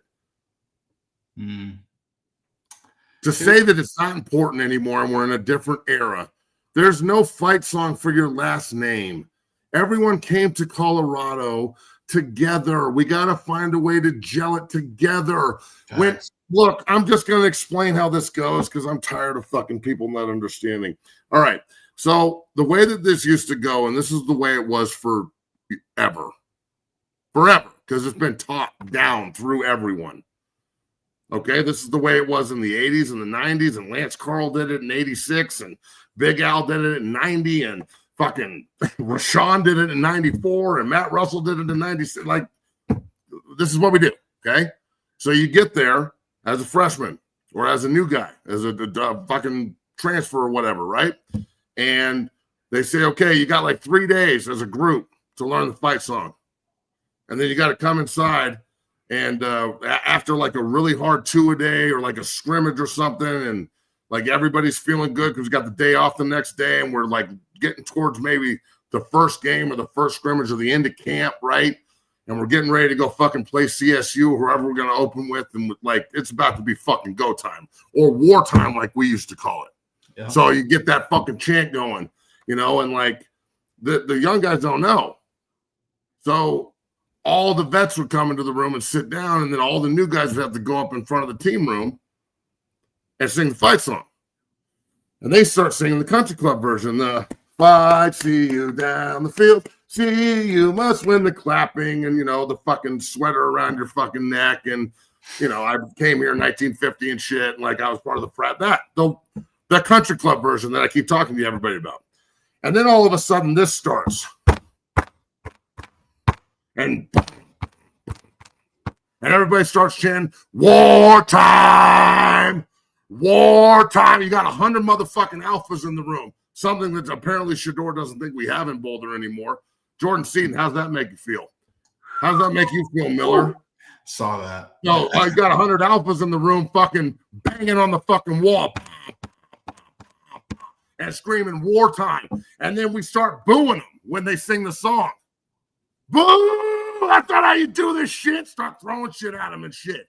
And then every fucking swinging dick, none of the coaches, every single player walks down out of their fucking seat or onto the stage, and everyone comes together and we start fucking mosh pitting, and it starts jumping up and down, and you're banging on shit and fucking banging on chairs and banging on tables and putting holes in walls, screaming fucking wartime. And then one of the leaders goes, and you're fucking bouncing, and it's who they think they beat the Buffaloes, who they what? And it's going off.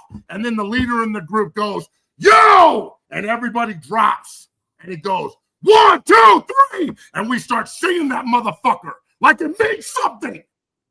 So you tell me that's not supposed to be the fucking way it is, and it's not supposed to bring us together. And by the time we sing, fight, fuck them up, don't see you, where it solidifies us as a family.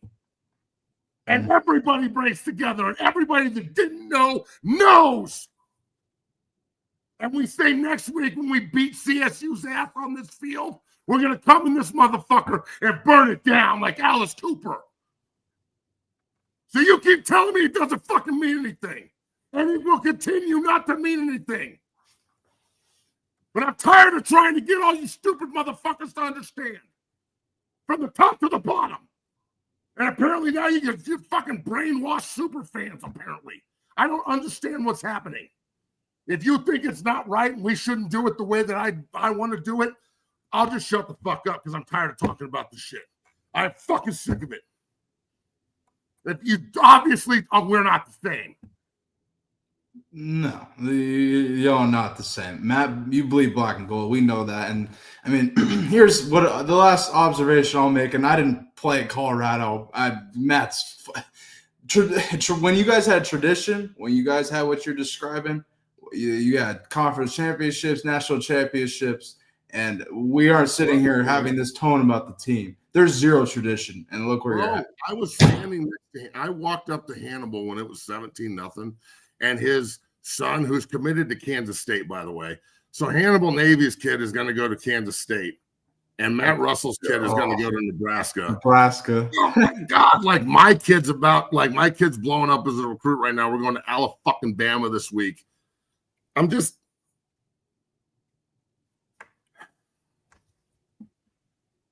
standing next to my friend and watching the pain in his face, and then having Corey Masoni come up to me, and it's the same thing. And Sean Tufts come up to me, it's in the same thing. Is this ever going to stop? Bo Williams and Brandon Drum and Pesavento are up in the box, and Brandon Drum, the Alaskan assassin, his son just got offered by who? West Virginia. He goes to Arapahoe High School. Wow. Slot receiver, a little fast-ass white boy. West Virginia just offered him. Who do we play this week? West Virginia. So the fucking you just can't stop with all the shit that keeps piling on to this. So again, there's a massive fucking disconnect between where they're playing and who they are. And I have been talking about this literally since day one, Bailey. Have I not? As much as I support what Coach Prime's doing and I love it, bro, when it gets hard, you have to be able to fall back on shit. If they would have fucking had this kind of fucking like pride and passion in what they were doing and just accountability to each other the first year, I bet you they would have won 7 games. But every time it got hard year one, what did they do? They lost 1-score games. And now the fact that, like, I don't understand how you can play that well against Iowa State and then fall off this cliff like this.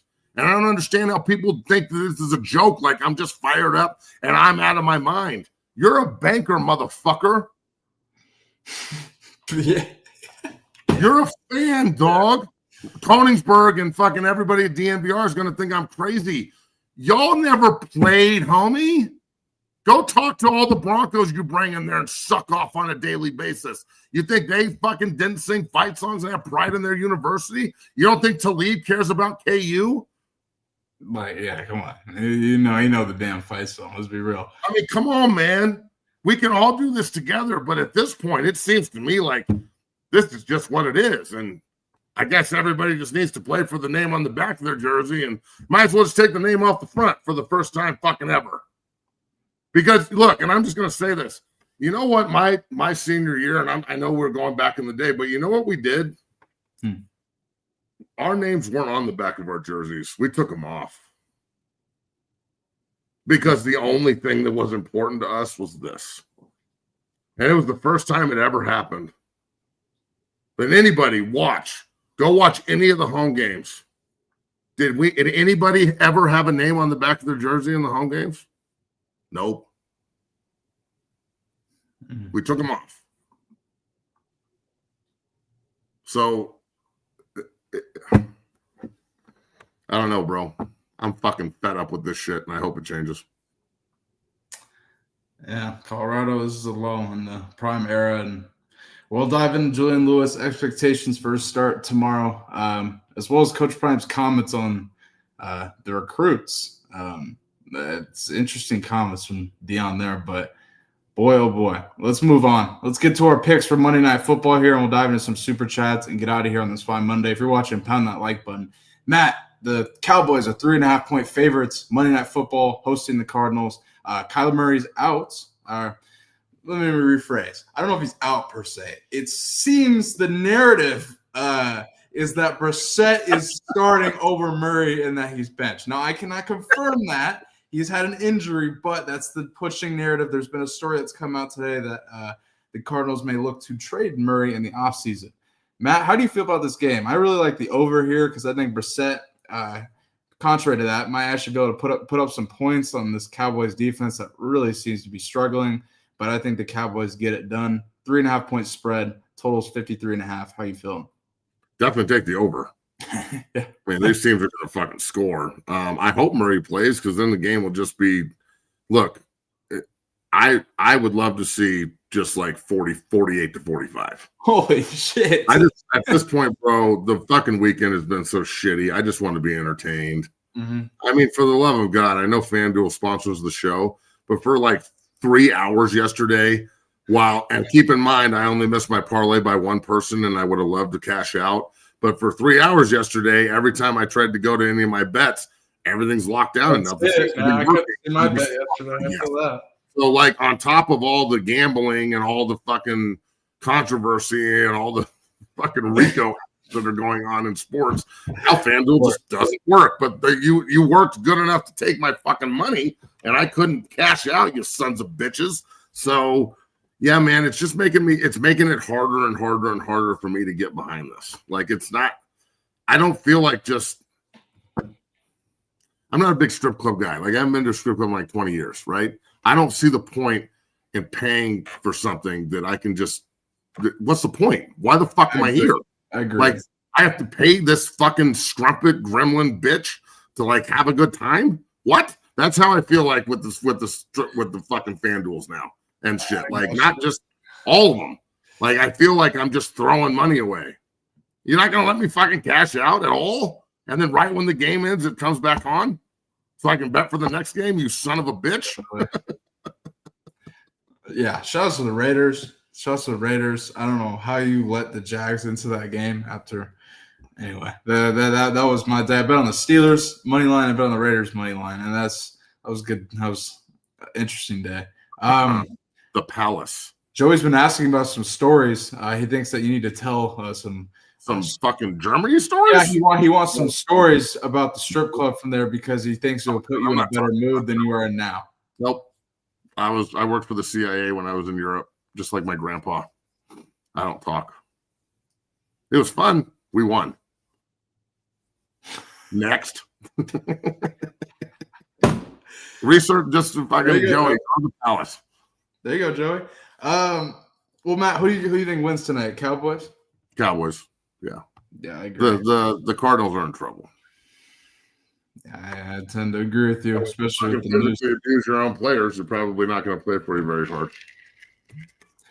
All right, I don't agree with you about fucking Gannon. I think you pay Kyler Murray all this money, and this is what happens, and now Gannon's probably going to get rid of him. Yeah, Kyler Murray is you want to talk about somebody that doesn't give a fuck. I love looking at every year. All right, we will read the super chat. Stop yelling at us. Read the super chat. Let's get the fuck out of here. Let's read the super chats to get out of here. Jordan Williams says 199. Can we do Collins? Matt would love to chat. That's something we could definitely explore, possibly later in the week. You can do Collins on YouTube. Yes, you can. It's You just can. it's a dangerous game, but yes, we'll definitely explore that later in the week. Because they can just come on and say whatever the fuck they want and get us banned. Sure. Yes, Okay, but so no, I think we can. I can definitely. Now, I can handle getting us banned myself. I don't need help by the call-in people. There you go. Shout out to Jordan for the donation. Brady Salazar says, I've been alive 27 years in Colorado. Has always been sorry. How is this a new low? That's not true. So if you've been alive for 27 years, what year were you born in? Let's do some math. It's 2025, so he was born in 98. He was born in 98. 97 or 98, yeah. All right, so 97, they were shitty. 98, they went to a bowl game, won. 99, they went to a bowl game, won. 2000, we were shitty. 2001, we won the Big 12. 2002, we played for the Big 12. 2003, we were shitty. 2004 was the last time we won a bowl game. We played for the Big 12. 2005, we played for the Big 12. 2016, they played for the Pac-12. Last year, they won a Heisman. Lies. Next. Shout out to East Coast Kev for the $50 donation. He says, keep cooking, Matt. These are all from earlier in the show. Thank you, brother. Shout out to you. Busy B says, buffed in Prime and Matt. The combo has been needed. Shout out to you for the donation. Appreciate you. I thought he did a really good job. I don't know why everybody's got such a problem with that dude. He's very mild-tempered and really good at what he was talking about and knows what – that's the thing. He knows what he's talking about. This is one of the things I think people are pissed off because, like, we know what we're talking about and they're dumb. So that makes sense. That's why I'm confused on there's different energies. Like, he gets he gets a lot of attacks, a lot of just people talking shit, but I don't really hear the same for other content creators or people that Well, I thought he did a really good job and call other Colorado shows. I don't hear the same vitriol at all. We're having his ass back on next week, so we'll have him back on definitely. And we'll get his partner on, and we'll all just have a big. Hopefully, we can talk about like Juju threw 4 touchdown passes, and CU went to West Virginia and pulled off a dub, and they have 3 games left, and they can still finish 6-6 and go to a bowl game, and the fucking season actually isn't over. We have 4 weeks left. There's a whole goddamn month before you get to go stand in front of your relatives at Christmas and go, oh, yeah, we finished 3-9, and I am going to go get a job at fucking Kinko's now. Gorjon says Sanders is not a football coach. He's a brand. Also is an all-time great player. Great players do not make good coaches as the games came easy to them. I can't really sit here and disagree with you, bro. That's your opinion, and until they figure it out, I can't sit here and be like, I'm not going to be a prime sexual and just be like, you're an idiot because you don't want to like give them a foot massage and shit. Like, it's just right now things are bad. Shout out to Hakeem Capleton saying Prime needs to do whatever he can to get TCAL as a defensive analyst. Shout out to Hakeem. A lot of more repeat. We appreciate you guys all donating and stuff. Really appreciate it on the show. We're almost at 20,000 subscribers here, so keep pounding that subscribe button. Keep hitting the like button here. We had a really big show, biggest show of the year today by far. DJ says Prime needs to look in the mirror, ego check, and needs to fire everyone. Now, I don't know if you necessarily need to fire everyone, but there definitely needs to be a coming to Jesus moment. For sure. Because I don't care what anybody says, man. The fear of losing your job motivates the fuck out of people. Or if it doesn't motivate them, you know that you need to fire them. Facts. And just because they're your friends does not mean you should be in business with them. Like, no offense to my best friends on earth, but I would never want to go and do a business venture with Sam and Sean or Jesse Wallace. Not because I don't think we couldn't take the world over, because what if it went bad? Then I got to fire my friend, or he has to fire me, and then we don't like each other anymore. Like, it's risky going after your buddies. It is. But at the same time, like, I'm going to go back to like and need, and then I'll shut up. Does Marshall Folk need this job? Does Warren Sapp need this job? Or are they just doing it because it's cool, and Coach Prime offered them an opportunity, and like they didn't really have to do anything to get the job, and they just kind of jumped other people that are probably more experienced and more qualified because they're ex-players and they have gold jackets, because that's true. So that's going to be pretty hard to fire, guys. And I haven't seen any. Hugh Freeze got fired. He did.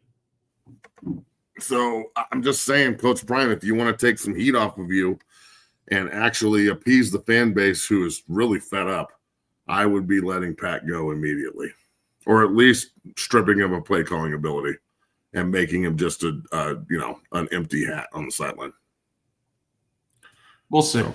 We'll see whether Prime does it.